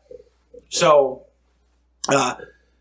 those two start getting along. Yep. And that leads everybody to start getting along. Yep. Eventually. Yes. And they're laughing. They're sitting at tables together. The next day, we get a new player. Sunshine, Mr. Ronnie Bass. Yep. Another military family. Yep, military brat. His dad is a colonel. Yes. I think. His dad comes up and Coach Boone's like, I mean, you're late and we're kind of filled at the quarterback position because we got Rev. Yep. And he's like, and it tells him, go look at, I forget which team it was. But he tells his dad, go look at that team. He's like, I already spoke to the coach. He won't take black players on his team. And, well, if these boys can go fight and die in a war together, they should be able to play fucking football together. Right. Which is 100% true. Yeah. So, and this was kind of like an offset conversation that was happening because while this conversation was happening, the camera was actually facing Sunshine and the footballers who were walking away from the issue. And Gary's picking on him because he got this long, flowing golden hair. Yep. So Sunshine throws the football at him and catches him in the back. Yeah, probably a good 40-yard throw, looks like. So while that's happening, that speech is going on. So if you're not paying attention, you're not going to catch it. Yep. Yeah, and then so Gary gets hit, and then Julia starts laughing at him. Mm-hmm. And then Yo sees it, and he goes, well, I think we can find a spot for your boy because he can fucking throw. Yeah, we just have to one or two conditions. Yes, and one of the conditions is he had to cut his hair. Cut your hair. To at least just above shoulder length. Yeah. He's still got. When he's done, he's got. I need to speak to the manager. Cut. He's gone from long hair to I need to speak to a manager. Pixie cut, essentially. No, he's got shoulder length hair. Yeah, that's what I'm saying. That's not a pixie cut. Well, it's not really shoulder length. I mean, the very back is, yes, because your hair slopes down. Yeah, it's like he can't have it touching his shoulders. Right, yeah. But it's still got length to it. Which is, it's still long. It's still longer than I want my hair. Yes. Ever. Yeah. Yeah, he got the pretty boy haircut. Yep. That's what it's got now. Absolutely. So, so he's on the team now. We get more bonding. Yep, the Rev is giving him the nickname Sunshine. Yep. And Sunshine! And he's Sunshine! And the Rev and them are actually kind of surprised he's okay with it. Yep. Yeah, because he's very laid back. Yeah, I don't think they're used to having a white person who's not racist around them. Right. So he's like, yeah, I'm cool with that. Yeah.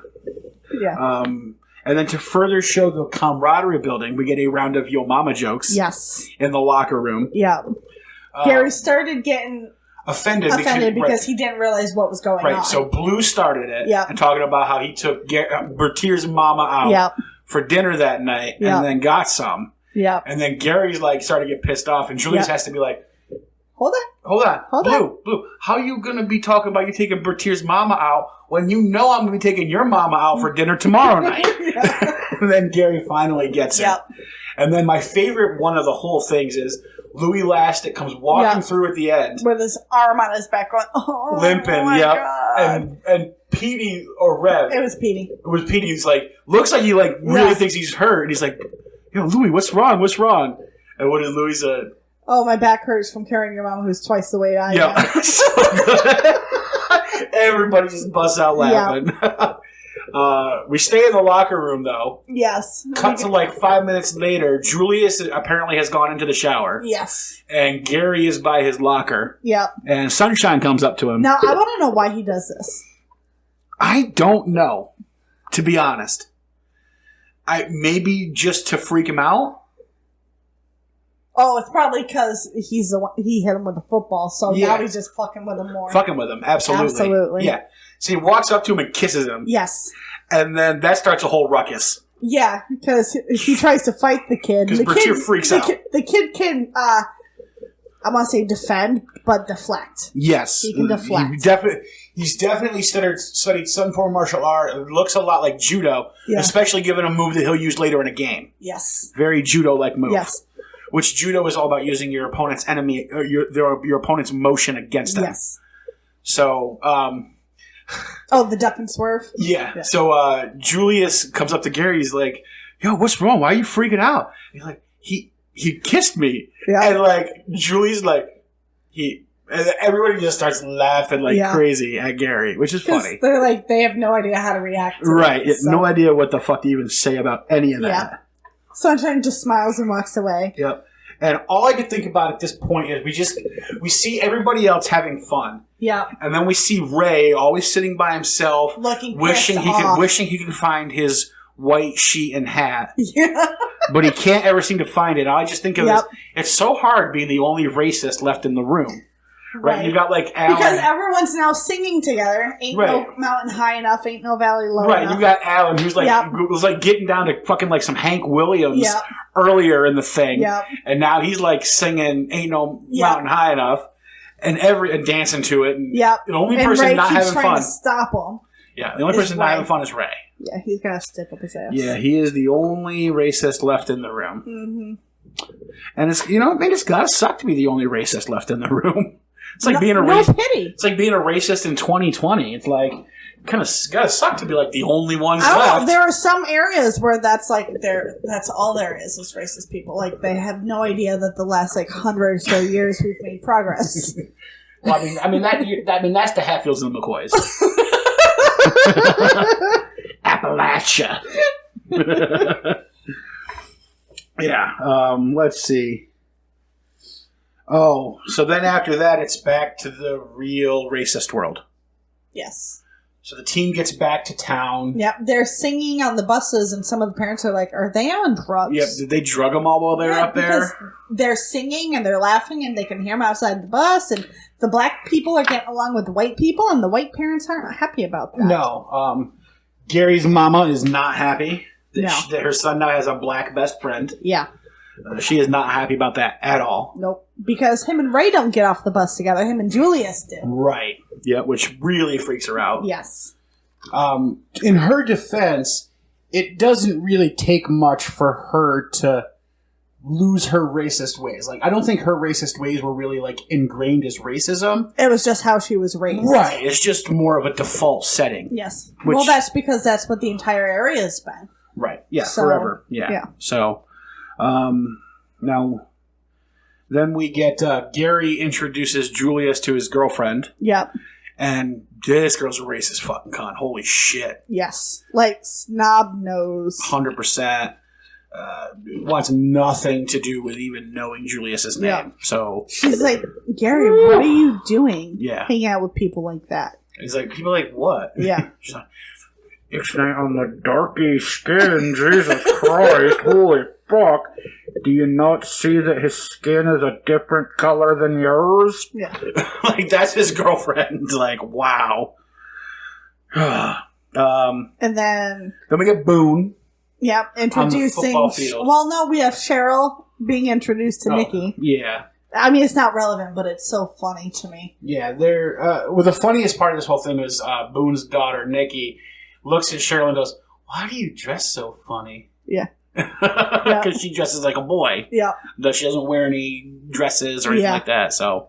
Yeah, and she's got the dress with the collar and the buttons and. A really fancy 1950s, 60s, 70s dress that you would think of, yeah. And then we get Boone, like, on the actual field at night. Yeah. And the superintendent's there to talk to him. Yeah. And this is where Boone learns that if he even just loses one game, they're going to fire him and replace him with Yost. They were waiting for Camp to fail so they could fire him. But Camp was a huge success. Which is a problem now. Yes. That's a problem. And then we jump right into game one. Yeah. Did another speech. Yeah. Well, did we jump into game one or did we jump into the first day of school? I think we go to game one first and then we go... Well, I mean, again, we just... that's part of the whole... We're back to the racist world, real world. Yeah. There's still riots going on. Like, everybody else but the team now is still racist. Right. Essentially. The team is fine with each other, but the city is still not okay with the situation. And it does start to tear at their friendships. Not till after the first couple games. Right. So the first game, not really. Like, they're still good together. Yeah. So the first game is versus Hayfield. Okay. So we get like 3 games that we really focus on. The first game is against Hayfield. And it starts off with a Coach Boone speech about the Titans and them being even more powerful than the gods in Roman mythology and them ruling their world with absolute dominance. Yes. And how on the football field they're going to rule their world like Titans because they're the T.C. Williams Titans. Yep. Hence the Remember the Titans. Yep. So we're going to insert that speech here because also that's a really good speech too. Okay. To begin that. Listen up. I'm not going to talk to you tonight about winning and losing.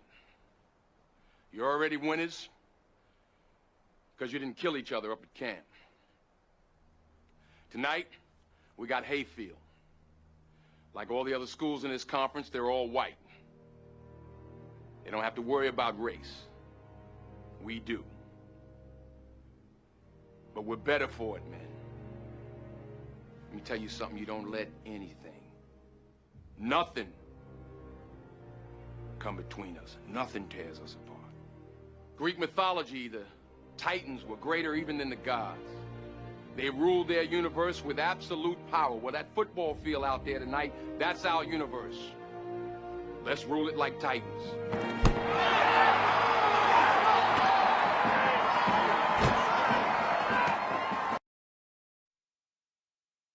So we're going to do that. And then we get to the actual game. Everything's going pretty good except for Alan. Yeah. It's just, he's not fast enough to play his man. Yeah. And so we get Cheryl in the crowd. Freaking the fuck out. Wandering around about how he's getting beaten. Like, What did she say he was getting beaten like? I forget what she said, but it was fucking hilarious. I can't remember. Yeah, he's getting beaten like something like a water drummer. Something. Yeah. Something like that. And Nikki's like, are all white girls that crazy? Yes. And the answer is no. Most of them don't like sports ball. Yeah. So, Coach Yost, PD's dropping the ball on offense. So Boone takes him out of the game. Yes. Coach Yost then takes him, puts him on defense. Which he's never done before. He's never played defense before. Right, he tells Coach Yost, like, look, I don't know any of the defensive plays or anything like that. He's like, all I need you to do is cover this one guy. Do that. We'll worry about the rest tomorrow morning. Yeah. Just cover this guy so we can fucking win this game. So they pull Alan out. Yeah, and then Alan's dad goes bonkers. Racist. Yeah. Goes bonkers about it. I think he's the most racist father. Well, he's the only one we really see, which is why. Right, I mean, he's like the stand-in for all the racist parents. He's just he didn't want to pay a ton of actors. And he's like the perfect description. He's like the fat walrus guy in the business suit. Yeah, he's your typical white guilt movie, overly dramatic racist white guy. Yes. So the only thing he's missing is the beer in his hand. Yeah, Archie Bunker's got nothing on this guy. But and then Petey does really good on defense. Kicks ass, actually. Mm-hmm. And actually, picks up a fumble and runs it in. Yes. So, and of course, the Titans win. Yep. So that's good for Coach Boone because he's not fired yet. Yep. So then we go post game. Yep. We start off with we got a group of the guys. So Gary, Julius, Petey, Rev, Blue, Sunshine, Louis Lassick, and I think that's it. I think that's it because Ray's in the car with Emma. Walking around downtown. Yeah. After the game. Emma and Ray roll by on their way to a party somewhere. And on the hill or something like that. And, of course, they invite Gary, and he's like... But only Gary. Yeah. Oh, I got to hang out with my boys. Yeah. And... Emma's like, I think we're going in different directions, Gary. Yeah, I think you're right. One of you is headed towards the 20th century. One of you is headed towards the 13th. Yeah. So, yeah. No, keep going. So they speed off. Yeah. That leaves all of them. And while Gary's, still freaking out about that with Julius... Sunshine tries to take Petey and Blue into a restaurant. Yeah. And, of course, there are no blacks allowed. Yeah, if they want food, they can go to the back door and order it from the kitchen. Yeah, because this man is an American citizen, and he refuses the right to serve anybody at his establishment. You can buy my food at the back door. Right, we can't have you sitting in here and darkening up the place. Yeah. And that goes for you too, hippie boy. Yeah. He says to Sunshine. Yeah. Because they were not any more popular. I do feel bad for this whole scene happening. Because it didn't have to. Right? It didn't have to happen. But Sunshine was warned 27 times to Sunday not to do this. Yes, but I think he really thought that if they went in with a white guy, it wouldn't be an issue because where he's from, it really is not an issue. Right, but he still doesn't understand the area in which he is now living. Well, okay, he's seen this town. He wasn't not there the first day of school when the race riots were happening. Right, but I think he's hoping that. Well, I mean, hope in one hand, shit in the other. I know. He is also young and naive. And even besides, even if he, didn't recognize it from before, he was literally told 27 times on the way into the restaurant, let's not do this. This is a bad idea. It's not going to work. Yeah. So even if he didn't believe it ahead of time, he was outright specifically told as they were headed in. Right. So I don't really feel bad for him. I feel bad for the other two. Well, yes. Because, they knew it was going to happen. Mm-hmm. So, yeah. So, yes, the city's still not good. Yep. After that, the Rev and Blue and Julius had one way, and everyone else had another. Yep. The next thing thing of significance we get is Shirley visits the Yosts. Shirley? Yeah. Who's Shirley? The little girl. Cheryl visits the Boones. The Boones, yes. Jesus Christ. Yes. Young Cheryl. Yep. Visits the Booneses, presumably to play with Nikki. Yeah, but she's instead breaking down game film with Coach Boone. Yes. Instead. Yeah. And while this is going on, Coach Yost is having a meeting with his assistant coach at a diner. Yes. And the assistant coach is done dealing with darkies too, so he's going to quit. Yeah. So, great. And then he's mad because Cheryl is hanging out with the Boones. Right, because he wanted to bring his daughter over. Yep. But he's like, well, I can't. She's at the Booneses right now. Yep. And that just sets off racist-faced. He's like, big time. He's like, after all we've been together... You're going to send your daughter out to play with some black girl? Like, what the fuck? So, Coach Yates is like, well, I guess you have to do what you have to do. And he's like, that's all you're going to say to me? After 20 years? Yeah. Yeah, racist face. Yeah. Like, that's what I'm going to say. Yeah. And then we cut back to Cheryl at the Booneses. Mm-hmm. And what the fuck happens? Brick gets thrown through the window. Yes. After someone yells, hey, Coach Coon. Yep. Driving by, throws a brick through his window. He grabs a shotgun, runs out on the porch. Yep. Can't catch him. Nope. And then the next day, we get something from Yost that pisses me off. Where... Because he says your sins caused this? Put my daughter in danger. Yeah. And he's like, well, you know what? Maybe now you get a little sense of what me and my family go through every fucking day in this city. Like, I'm sorry that your daughter was in that position, but you know what? My daughter's in that position every goddamn day. Just for the color of her skin. Just for being my daughter. Yeah. Like, literally. So, yeah. And I think that, and you get a sense on Yost's face that he's like, he gets it. Mm-hmm. So. Because I'm trying to figure out, like, what sins has Boone done? Well, he talks about it, right? It's a sin of pride.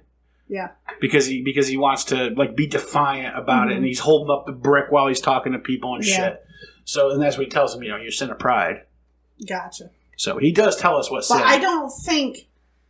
I don't know why he could be so arrogant as to think that Boone's sins are the reason why his daughter was in trouble. Well, because Boone's sins in his mind are the ones that led them to throw a brick through his window. But why is a black man fighting for a black man's rights a sin?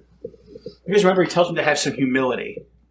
There's no humility when you're fighting for your own You're preaching to rights. the choir, babe, but you're not understanding the way that they thought at the time. I am understanding it, but I'm saying this is probably the one of the parts that pissed me off the most. No, I agree. Because so far, Yost has been good. Yost has been a decent dude. A decent dude. He's like taken his hits silently. Yep. Hasn't retaliated against Boone and I think that's what he's pointing out to Boone, right? Because Boone doesn't take his hits silently. Right. He's loud about him. And that's what he's talking about. Learn some humility. Gotcha. So that's what he's saying. Because he does take his silently. Yes. His criticisms silently. Yeah. He does show humility. He doesn't show when he lost his job. Right. He doesn't show an overabundance of pride. Right. Whereas Boone does. And that's why he's saying your sins. Gotcha. He's talking about lack of humility and overabundance of pride is a sin. So that's why he says that, yeah. So the next real big thing is Game 2. Now before that we had a team meeting the night before. Oh, yes. Well, this ended up being like Game 3 or 4, yeah. But it's the second game we focus on. No, I think this is Game 2 because when you get into the montage later, it says 1-1 win.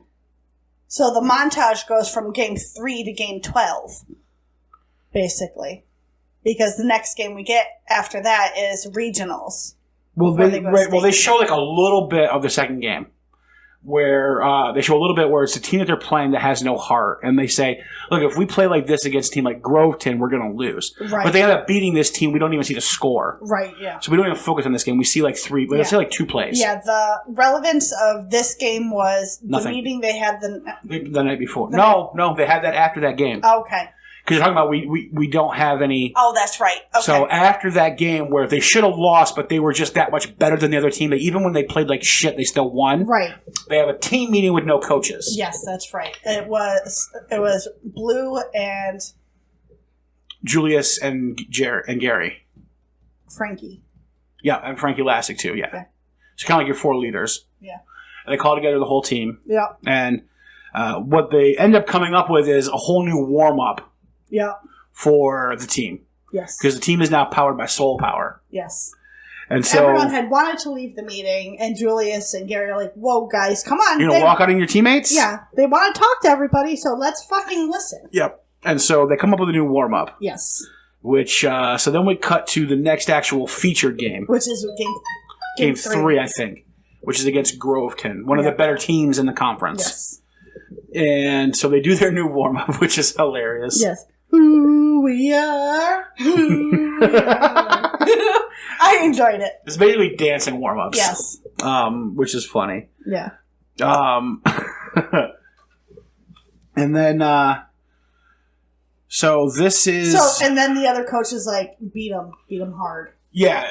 So he's like, he tells him, shut him up or quiet him down.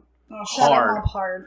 Yeah. And so Ray, on like the first feature play we see, Ray misses a block, quote unquote, misses a block because he didn't hear the audible called. Even though it's pretty damn audible because the camera was on the audible. Yep. And it was on the people that were supposed to repeat the audible. Correct. And so Ray misses a tackle or misses a block, and Rev gets sacked and breaks his wrist. Yep.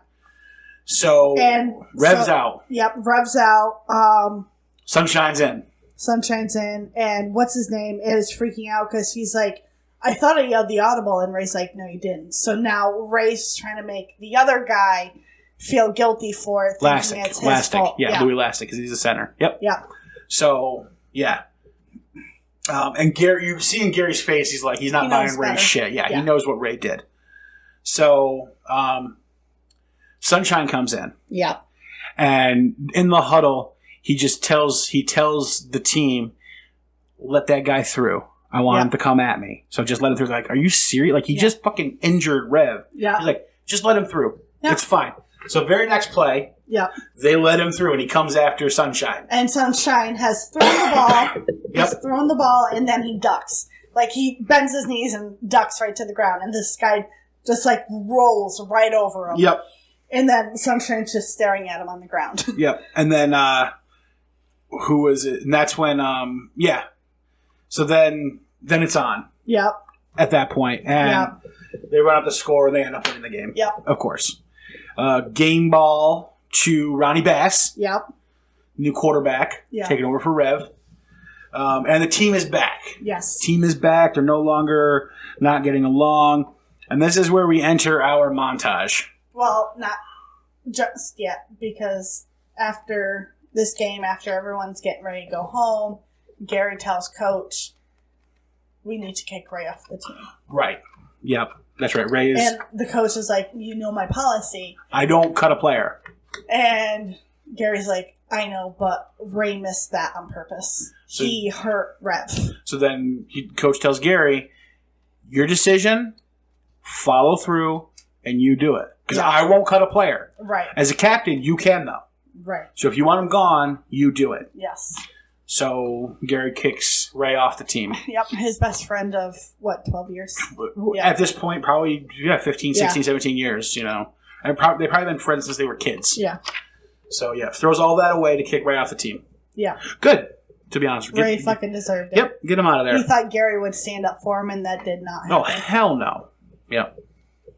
And we get a little callback to the whole Jerry Lewis thing. Yep. Right here. Oh, doing Daddy's bidding, are you? Are you Gary? Yeah. Are you? Oh, he says, "Are you Jerry?" Yeah. Yeah, doing Daddy's bidding, are you Jerry? Yeah. So, yep. And then we get the montage. It's like a 10-minute montage of winning games. How the town is happy about it. Starting to turn around and like everybody. Yep. We get like one of my favorite parts is the restaurant where the black kids couldn't get served before now has a Titans eat free Yep. thing in the window, except that then you see the Titans in there eating like way too much food. Yeah, they're having a waffle eating contest. So they cross off the free, but now it's just all the Titans can at least eat there, Yes. just not for free. Yeah. Which is great. Yeah, so everybody's getting along. They show like the crowd at the games are now like they're not like sitting They're like full. Yeah, they're not sitting like 40 yards apart from each other. Yep. The black and the white crowds aren't sitting like 40 yards apart from each other. They're Yep. actually like intermixed. Yep. Which is good. Yep. And do you want to take a break? I was just saying how far we were going. We're at an hour 40. It's a long movie. Yeah. A lot to talk about. So yeah. We'll take a break in a minute here. Okay. The next real thing that happens after when we get out of that montage is the Hall of Fame dinner, Yes. where Coach Yost is nominated to the Hall of Fame, the local football Hall of Yes. Fame, the Northern Virginia Football Hall of Fame, Yep. which is something he's been working for his entire career. Yes. His daughter is super excited about it. Yes. Obviously, and it's a really big honor when you think about high school football to that region. And they want to put you in the Hall of Fame because you're that good Yes. in like the best area to play football in the country. Yes. It's a pretty big fucking honor. Yes. So, Well, he's won the last 14 years? yeah, This 14 year would winning make seasons. 15. Yep. And then they have a discussion. He gets wind of Him two and of the someone on guys. board. Yeah, two of the guys are like, there's a plot afoot Yep. going on to ensure that Coach Boone loses the next game, so that way he can be fired and Yost will take over the next season. Yep. And As the then head you will coach. get your... And you'll get in your Hall of Fame. You'll get in the Yes. Hall of Fame. Everybody will be happy. Yeah. You'll get the Hall of Fame. Boone will be out. You'll be in next Yep. season, and everybody will be good to go. Mm-hmm. And we get a look on Yost's face that says, He's appalled by "Yeah, I this. do not like this idea." Yeah. It's not fair to Boone. Yeah, absolutely, and it's not at all. It's not. So we cut right to the next game, which is the regional championship game Yes. against. All right, this game is gonna. We got a lot to talk about this game, so let's do a break real Okay. quick, and then we'll come back and talk about this one Okay. and the guy who won't trade film with a monkey heading into the game. Okay. Jesus Christ, these fucking guys. All right, so that leads us into the penultimate game of the season. The regionals or something? The regional finals, Okay. so the Northern Virginia regional finals. Okay. Yep. So there's two regions: Northern, Southern. Yep. So the quarterfinal or the semifinals, Okay. And then after this is the state. state finals. Yep. So, so we get this game now. Before the game starts, we see a TV interview with the coach of the opposing team. Yes. Who also, they haven't lost a game all season. Right. And this guy takes the prize for racist of the movie. Yes. So this guy just looks like your racist uncle who gets drunk and says too much shit at Thanksgiving. He does look like my uncle, doesn't he? Only my uncle's got more hair on his head. Right. So this guy says. So the reporter says. So you're gonna be treating film with Coach Boone. What's that mean? So game film. Okay. Like give him film of your players and get film of his players, so you have a little bit of an idea of what's going on when you go into the game. Okay. And he says, "No, I'm not giving anything to help that monkey." Mm-hmm. Jesus Christ. Yeah. He introduces 3 of his star players and say they will knock the chocolate off anybody. Yeah, these are my prized bulls who focus only on knocking the chocolate out of folk. Mm-hmm. Okay. We're going to be like that. This is how this Yeah. game is going to go. Yep. So we get to the game. Mm-hmm. And the fix is in. Yeah. These kids can't do anything right, literally. Yeah, so the refs are calling a holding penalty on the Titans every play, Yes. no matter what. Yeah. Cheryl, Cheryl Yes. is goddamn losing her mind. She has a right to, because she knows in the stands. They're playing shit here. Yeah, she's like... As soon as like the guys start playing, like as soon as a Titan makes a move, he's throwing a yellow flag. Yeah, throwing the flag for everything. Yes. And so Cheryl is losing her mind. And Yost almost looks like he's going to let it go. Yes. Because this gets him what he wants, right? Yeah. Boone loses, and he gets the Hall of Fame, and he gets to be head coach next year. Right. But then he sees... it's his daughter. Yes. And he realizes that he needs to do the right thing to set an example for her. Yeah. So good for him. He tries talking to one of the refs. Yes, he calls him out by name, right? Because he knows all these guys. Yes. So he's like, Titus. Yeah. He goes out and talks to him. He's like, I know what's going on. And he's like, call the game fair or I will go to the papers. I don't care if I burn with you guys. Yep. I will make sure that everybody knows what you did. Yep. And the referee basically just tells him to shut the fuck up. Yep. Go sit down. We're doing this for you. Yep. Or some shit Yeah, like essentially, yeah. So he's like, okay, fine. And so he calls a defensive team meeting. Yes. And this is where we get the final speech of the movie. Yeah. My favorite. Yeah. And this is the one that played at the very beginning before the intro to the movie. This was the cold open. Yep. For the podcast. Okay. This speech is the cold open for the podcast. And we'll play it again right here as well. And this is the not one more yard speech.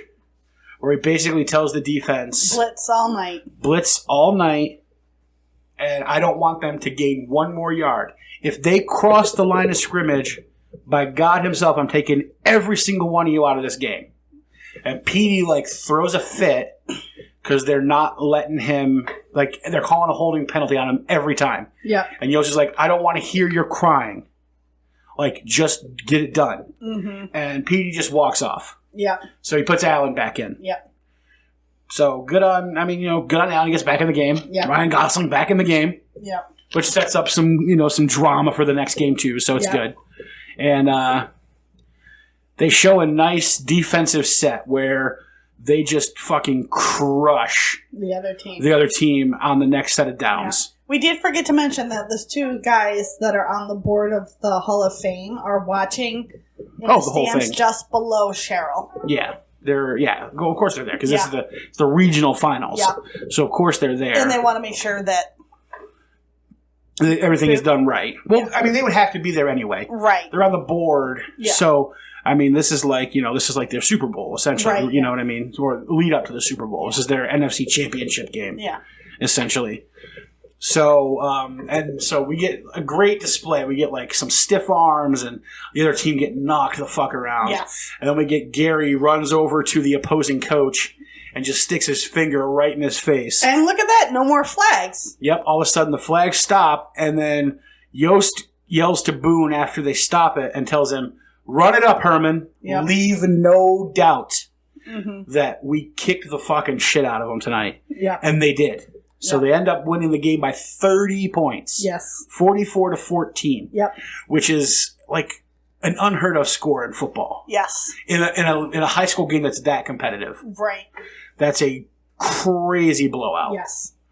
At the end of the game, the two guys from the Hall of Fame are there, and they tell Yost, "You lost." The one guy's like, "I took a straw poll tonight. You lost the Hall of Fame." Yeah. And Yost is like, "Go fuck yourself." What's a straw poll? Straw poll is just a quick ask people if they would still consider supporting you, and he's like, which is really stupid, petty. Yes. Super petty. Yes. Yeah. Because he did what he would have done if it was an all-white team to get them. Mm-hmm. But because half his team is black, it's a no-go. Right. Yep. Absolutely. Yeah, it's very Richard Petty of them. Yes. Let's see what I did there. Yeah. And then we get of course the congregation or the congratulation line or the two players and the coaches go up one by one, walk past each other and congratulate each other, standard in sports.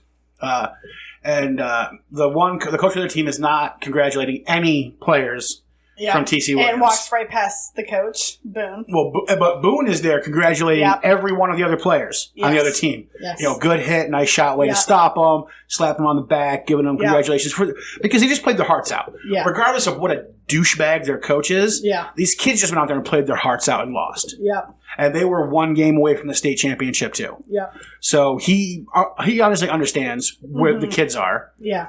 It's not their fault that their coach is a fucking asshole. Right. So he congratulates them. He even congratulates the coach, who doesn't even say a word to him. Just walks right past him. So then he calls him out again. He's like, "Hey, coach!" And the coach finally turns around and looks at him. And Boone, what does Boone do? He gives him a banana. Takes a banana out of his pocket. So fun, like he obviously planned. Yeah. Takes a banana out of his pocket, throws it to him. Mm-hmm. And the other coach almost looks like he didn't want to do this. Do you know what I mean? You can see, like, when I look at his face, I don't see a guy who himself wanted to try to cheat even those black kids out of winning. Do you know what I mean? When you look at his face? You think he didn't want to be part of whatever? I think that he was basically told, look, do this or you're fired. Yeah, like essentially, like, whether you like it or not, you're the guy who's going to have to put up with that. Like, you're going to have to deal with this, and this is how you're going to win. Because we're going to make it so you are. I didn't see it that way. Okay. But I saw it as, he was being really racist and not talking to anybody. And I think when he was given the banana, though, he wanted to laugh but didn't. See, I think he definitely has race issues, obviously. Mm-hmm. But I don't... what I mean by that is I don't think he wanted to win by cheating. Yes. And I think that you can I don't see think that. any coach likes that. Absolutely not, because they're competitors. Yeah. Anybody who's played sports knows. Because that's one of the good things about the game of golf, which we learned about in Legend of Bagger Vance. Yeah. There's nobody to cheat but yourself. Right. And people don't cheat. Right. By and large, people who play sports, for the most part, aren't cheaters. Right. Houston Astros are a different story, fuckfaces. What'd they do? Oh, they had this whole sign-stealing scheme going on since 2017. Oh, okay. Aaron Judge only lost the MVP because they had this whole sign-stealing scheme going on that gave Altuve better numbers than Judge, and that's how Judge lost Rookie of the Year. Oh, okay. So. Okay. Yeah. Or no, MVP. Okay. So, So this is the whole trash can thing where they would... they had a guy watching from the center field, a camera in center field, what the catcher was calling. Yeah. And he would bang a trash can back inside the dugout. One time for a fastball, 2 times for an off-speed pitch or a curve-breaking ball of some sort. Gotcha. So that way the batters knew what was coming. Yeah, exactly. Oh, that's so, the funniest thing I ever saw was, who knows when it'll finally happen because baseball season's all out of whack. Yeah. But, 2 days after that whole story came to light this past winter, the Staten Island Yankees launched a new promotional night where they were giving away mini trash cans with the Yankees logo on them the night that they played the Astros farm team. That's funny. Yeah, me and Gabe were like, we want to go down for this to the game because we want our fucking trash can from when they play the Astros. That's funny. Yeah, exactly. But yeah, so from the look on his face, I got that he didn't want the night to play out like it did. He didn't want the refs cheating for him. He thought that his players could win the game straight up. Yep. He was wrong because they got crushed. You're right. And who knows what the score would have been had they not been cheating to begin with. It might have been 20 more points. Right. Or whatever. But so they got slaughtered. But then again, also, if they hadn't been caught cheating, would the Titans have even fired it up even more than they did? That obviously gave them a little extra pep in their step. Yes. And really, put a big chip on their shoulder to really play that game out. So who knows how it will turn out. But, yes, the coach is probably a racist asshole. But as far as sports goes and being put in that position to where we're going to cheat on your behalf and there's really nothing you can do about it, that sucks. Yeah. That sucks. Nobody wants that. And you can tell by his facial expression at the end that he didn't want to win by cheating. Obviously, he didn't like Boone or his players, but he didn't want to win that way. Right. That makes sense. And I think that's why also, I think that the banana thing actually hurt when you see his face. Right. When Boone threw him the banana. Because I think he almost said that, like, trying to get into Boone's head. Right. You know, trying to, like, rile him up. Hopefully he'll make a mistake. You know, because if you could piss somebody off enough, hopefully they'll make a mistake type of thing. And it obviously didn't work. It backfired. Mm-hmm. And I think he got this, like, weird little look on his face that was almost like, yeah, kind of acted like a dick. Okay.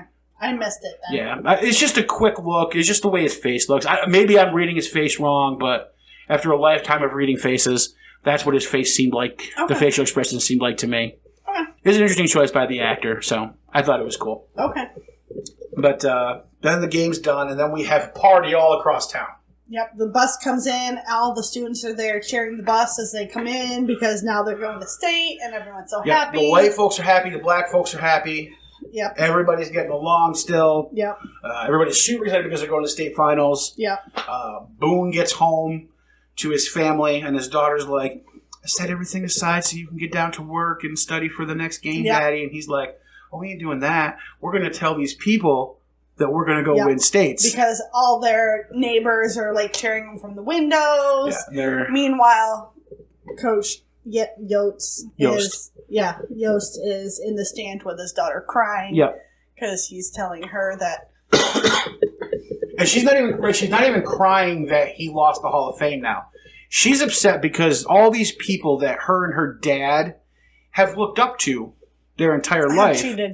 Cheated them, but not even cheated them. Cheated the boys. Yeah. You know, cheated their team. Which is pretty smart for a 9-year-old. Right, because he even says, look, you know, fine, I'll get in next year or the year after. She's like, I don't even think we want to get in now, Coach. Yeah. I don't want to be involved with them. Yeah. Which, good on her. Yeah. Good on her.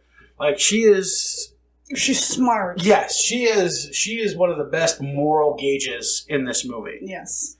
Because she has a lot of anger, and she always focuses it at the right people for a 9.5-year-old girl. Yeah. It's a very blank slate.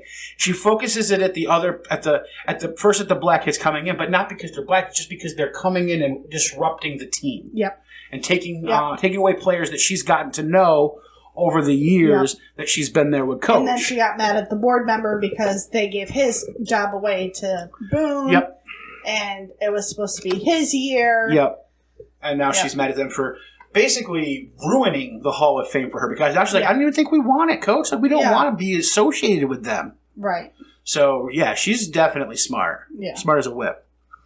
Which is good. And then, we get Boone out there celebrating. I love the scene with Boone with Nikki on his shoulders out there dancing in the middle of the street. All of his white neighbors are cheering and screaming, we're going to win states. Yeah. Which is great. And then we cut downtown. Yep. All the players. High schoolers are celebrating. Yep. Gary asks Julius to go hang out. Julius says, I'm going to spend the night with my girl. Gotta hang out with my girl. Yep. It's been a while. Gotta go hang out with my girl. Yep. So Gary's like, all right. I'll see you later. Then gets in his car, starts driving off. Everyone's waving and honking at him because they're so happy. Yep. And... By the way, sweet Camaro. Yes, love the Camaro. Sweet golden Camaro. And I get the celebration, but I'm watching this scene, and all I can think of is he needs to be watching the road. Yes, he's going slow in a school zone, but there's all these people around. It's a small town. Something is going to happen. Yeah, well, something you get this. Absolutely going to happen here. Yeah, things are going too good. Yes. At this point.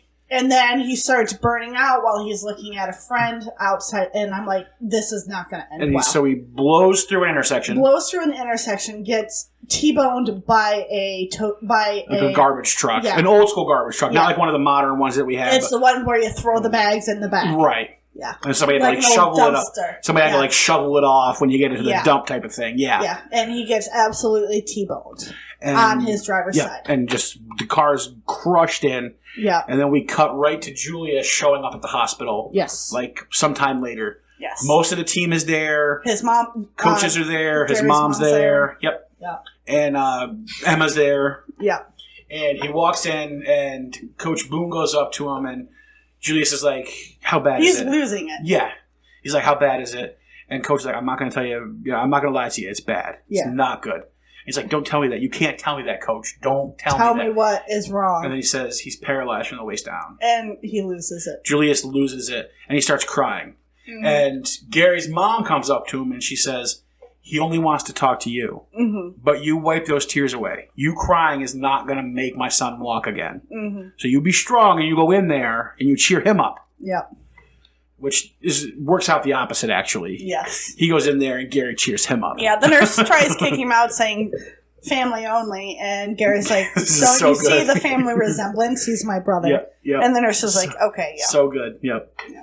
Which, I mean, right, she gets it. She lives in the local area. Football is life during football season in a town like that. Mm-hmm. So, like, she obviously understands the team dynamic, so she gets it. So these days, you never know who's really siblings. That's true, absolutely. When my younger sister's friend got in a car accident, I was closest, so I went in and I said, I'm her sister. Right. Because she lives with my family and, she's my sister. Yeah, absolutely. So, they do a little talking. Mm-hmm. He says, go to state. Yep, go win the game. Yep. We circle back, probably the night before the state championship. Mm-hmm. Coach Yost is in there. Everyone's in there. With a bunch of the other players. Yeah.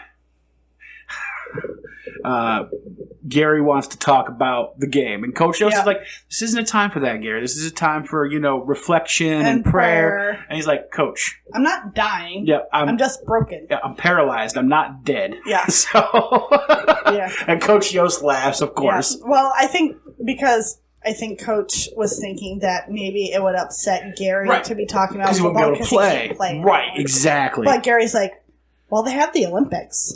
Yeah, they have Paralympics. Yeah. Absolutely. And that'll be a big thing because he actually becomes, in real life, a Paralympic champion. Yeah. A gold medalist. So, but yeah. For shot put or something? Yeah, shot put. Yeah. All I can think about, this scene just reminds me so much of, Win One for the Gipper. It's an old baseball thing from back in the day, old movie. But also from Major League 2, when they're at the pennant stretch and Lou has the heart attack and has to watch the game from the hospital room. Okay. Oh, I haven't made you watch that one yet, have I? Okay. So I have to watch it, but yeah, you'll see when we get to that movie. It's very similar. There's a scene where the nurse comes in and Gary freaks out. And, you can't come in here right now. Yeah. And the same thing happens. He's yelling at the TV, and she comes in and goes, "What's wrong, Gary?" And he goes, "I told you not to come in here," and then throws a pillow at the door. Yeah. And there's the same thing happens in Major League 2, where he's not supposed to watch anything that gets his heart rate up because he's waiting for heart surgery. Yeah. And but he's got he's snuck in a radio so he can listen to the game. Gotcha. And he's got a British show on the TV, but he's actually listening to the game. And he freaks out when they score a run, and the nurse comes in and she's like, "Are you okay?" He's like, "This British shit is just amazing." So funny. He's watching the older version, Downton Abbey or whatever it was. But anyway, so then we cut to the last game. Mm-hmm. Final game of the season.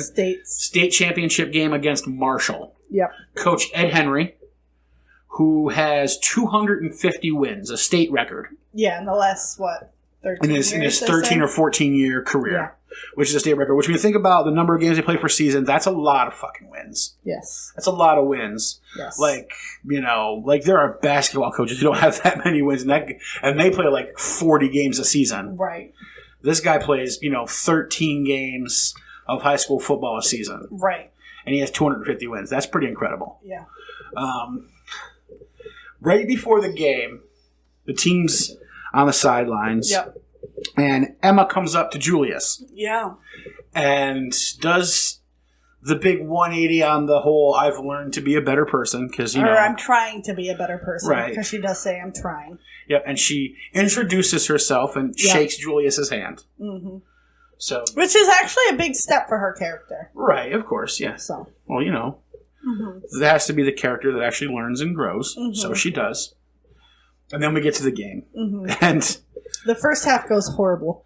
Well, yeah, so the other team... Okay, so anybody who knows anything about football, high school teams do not play out of the shotgun. They play with the quarterback under center.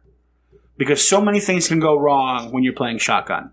What's a shotgun? So, did you see how normally when the Titans have the ball, and the other teams too, the quarterback is right at the center, Yes. and then the center just puts the ball right in his hands, Yes. and then he backs up, drops back. Yeah. If you notice the team that they're playing in the last game, and they even make a note of it, the quarterback is like 3 steps back from the center, and they long snap the ball to him. Like they do in the NFL? Right, and that's what Yost says. He's like, shotgun, what are these guys, the New York Jets? Okay.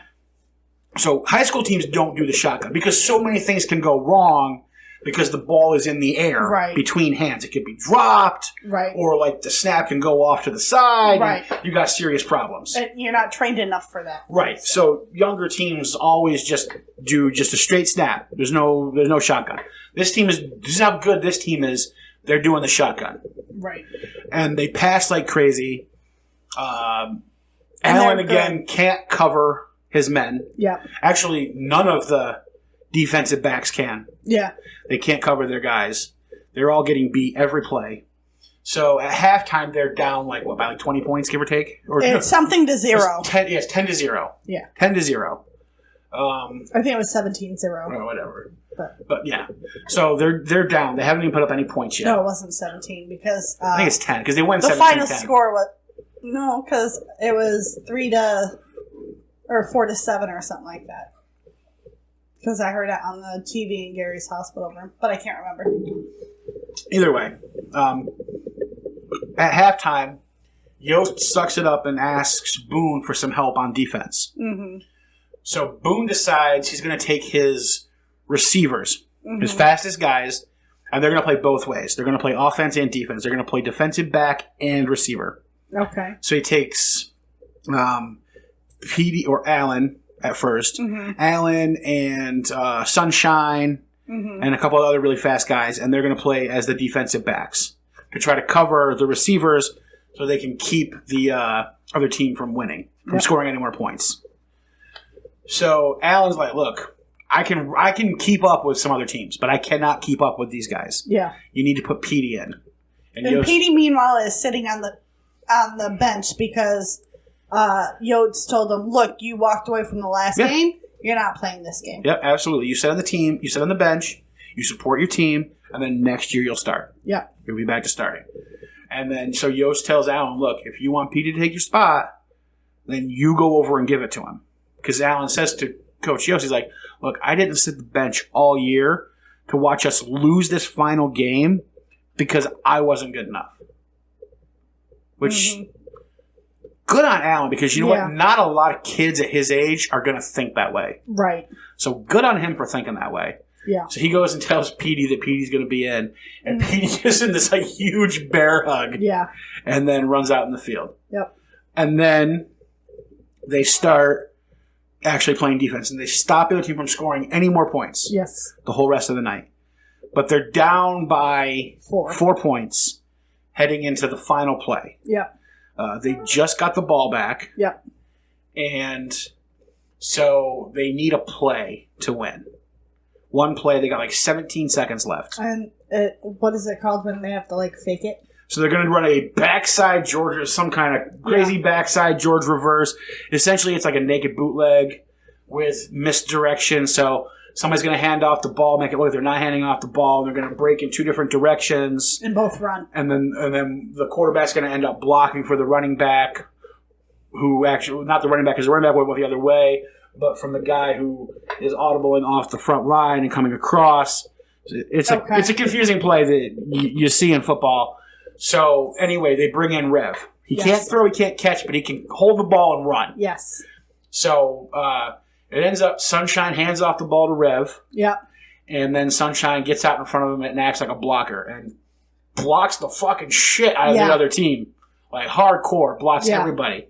And Rev runs it in. Touchdown. Game over. Yep. Titans win. Yes. Champions. So is that run worth 5 points? We're 6 plus the extra point is 7. Okay. It's touchdown. What's the extra point?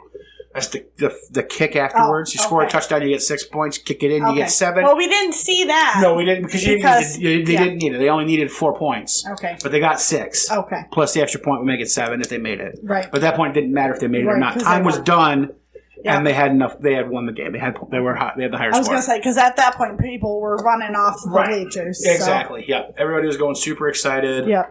Cheryl and Nikki are freaking out and give each other a hug, and then they both realize what they're doing and stop. Yep. Which is too funny. That was a hilarious moment. Great friends. That was a hilarious moment. Yeah. And then we get a little bit of information about how the team finished. Yep. Undefeated, state champions, and national runner-up. Yes. So the second best high school football team in the country that year. Yep.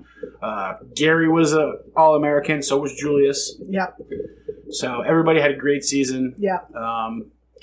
Coach Boone and Coach Yost ended up becoming great friends. They coached together for 4 more years, and then Yost retired. Oh, Boone retired. Boone retired after 5. Yost retired after 4. Yep. No, it said that Yost continued coaching until 1990. Oh, okay. I thought he took over for Boone after Boone retired. Oh, okay. And so he coached afterwards. He was the head coach after that. Okay. They both still live in the area to this day. But then sadly, we learned that, first of all, Gary did become a Paralympic gold medalist in the shot put. But then 10 years later, in 1981, he was killed in another car accident by a drunk driver. So the funeral that we were at the beginning is actually Gary's funeral. Yes. And they're all there, the whole team. Everybody's back at the funeral, and that's where we end, is at Gary's funeral. Sad. Mm-hmm. But they all look the same age to me, except for Cheryl, obviously, Nikki and her sister, and Julius. Julius is the only one that actually looks like he aged 10 years. Right. And I think that's because he grew the mustache. Right. So the actor who played Julius is actually 31 years old when they made this movie. Oh, really? Yeah. Okay. So... Because nobody else looked like they had aged 10 years except for Julius, who was there holding Gary's mother's hand. Yes. Well, because him and Gary had been best friends, even for the 10 years that Gary was alive after his first accident. So, yep. And then like I said, it's loosely based on the true story of what happened. So, good movie. Yes, I enjoy it. I think it's a good movie. It's a good football movie. It's a deep and it's a heavy movie. Hence why this took 2.5 hours, almost 2 hours and 15 minutes to record. But that's fine. It's a good, heavy movie. It's our first really heavy movie. I mean, we had Legend of Bagger Vance. That wasn't super heavy. Yeah, that was more... it was more like a dramedy. Yeah. This is more of more drama than comedy. Yeah. So, the one... Like a political drama type. Yeah, there's just there are a lot of heavy themes dealt with in this movie. So, we're going to try to lighten the mood on our next movie. What are we doing? Well, so... Cool Runnings? I'm not going to do Cool Runnings. Okay. We definitely will eventually do Cool Runnings. Okay. Absolutely. Okay. But I was thinking... I'll give you the choice. I want to do a baseball movie. Little Big League? So, either we can do Little Big League, or we can start the Kevin Costner trifecta and go Bull Durham. Let's do Little Big League. We're going to go Little Big League. All right. Yes. So next Thursday, we will be out with Little Big League, which will be a lot of fun. It's a nice, lighthearted, campy kids movie from the 90s. Yep. Full of ridiculousness. So it'll be a nice breather from this movie. Yeah. And also from the current world situation that we're all living through at the moment. Yes. So that'll be good.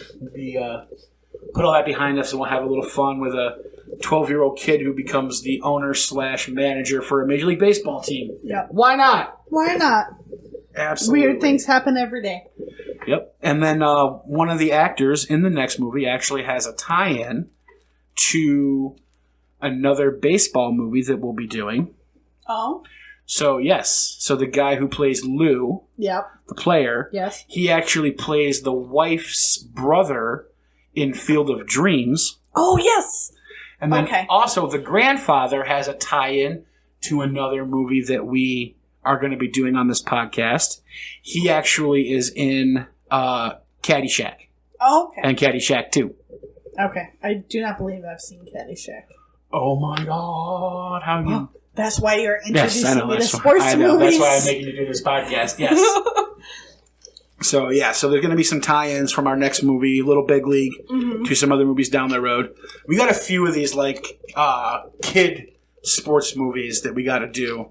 We're going to do Little Big League, obviously. We're going to do Rookie of the Year with the kid who becomes a pitcher for the Chicago Cubs. Yep. We're definitely going to do Little Giants. Okay. That's a great one. All right. Fantastic.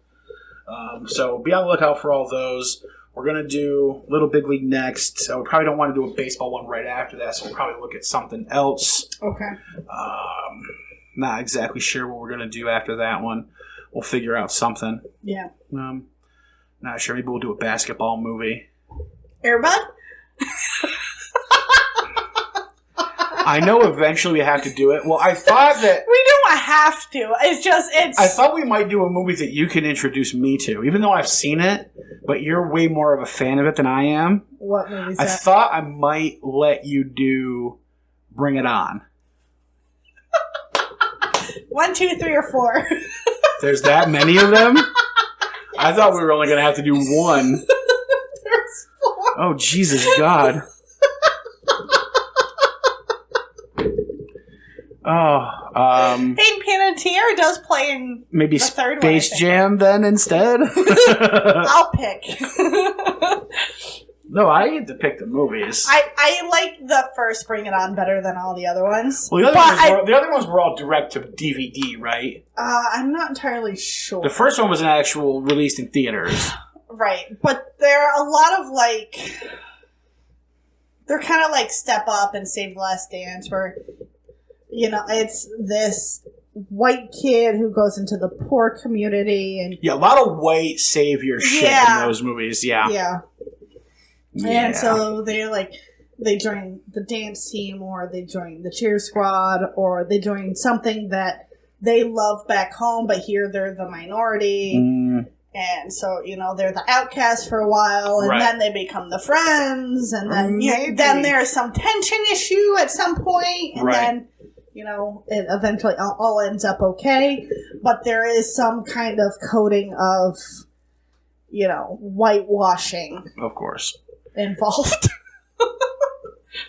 So, yeah. So although I don't remember what the whitewashing is in Bring It On, but I do know what it is in Save the Last Dance. Yep. So maybe we'll bring it back to football. Maybe we'll do Rudy. I'm really itching to watch Rudy. Or we're doing Little Big League. No, not next. I know we're doing Little Big League next, but I think about what we're going to do after that. Oh, okay. But eventually, I will pick a sports movie that I like that I know you haven't watched. So. You know I haven't watched? I'll ask you. Well, I haven't watched Air Bud. I can tell you that. I've never seen Space Jam. You've never seen Space Jam? I was in college when Space Jam came out. Oh my god. Why would I have seen Space Jam? Because it had Michael Jordan and Bugs Bunny. Yeah, Michael Jordan wouldn't have made me watch it. Bill Murray, yes. would have enticed me to watch it. That's about it. Because I love Bill Murray. All right. Eventually, I will pick a movie for you. Okay. All right. So there's not too many sports movies you're going to find that I haven't seen. I will find one. I mean, maybe no. I've seen Seabiscuit. I haven't seen Seabiscuit. I know. Well, that's the point. Have you seen Hidalgo? That's a racing horse movie. That's a horse race movie. Yes. Yeah. Have you seen it? I can't remember. Okay. I've seen several. Do you know who the main actor is? No. Viggo Mortensen. Oh, okay. He's not trying to win. I know who Viggo Mortensen is. Yes, he was in. What was it called? Eastern Theories. He plays in. I know. I'm trying to pretend that I know him from other things besides The Lord of the Rings. Okay. Which I do. He was in Eastern Theories, if I'm not mistaken. I have no idea what that movie is. It's like a crime mafia movie, action movie, shoot 'em up type thing. I will find a movie. Yeah, but so we'll see. Definitely Little Big League next. Yep. I do want to change sports up a little bit after that. Yeah, so we're not doing the same sport because we're gonna do.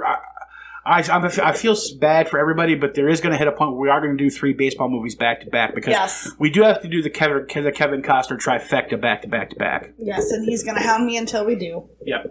So you don't like Bull Durham.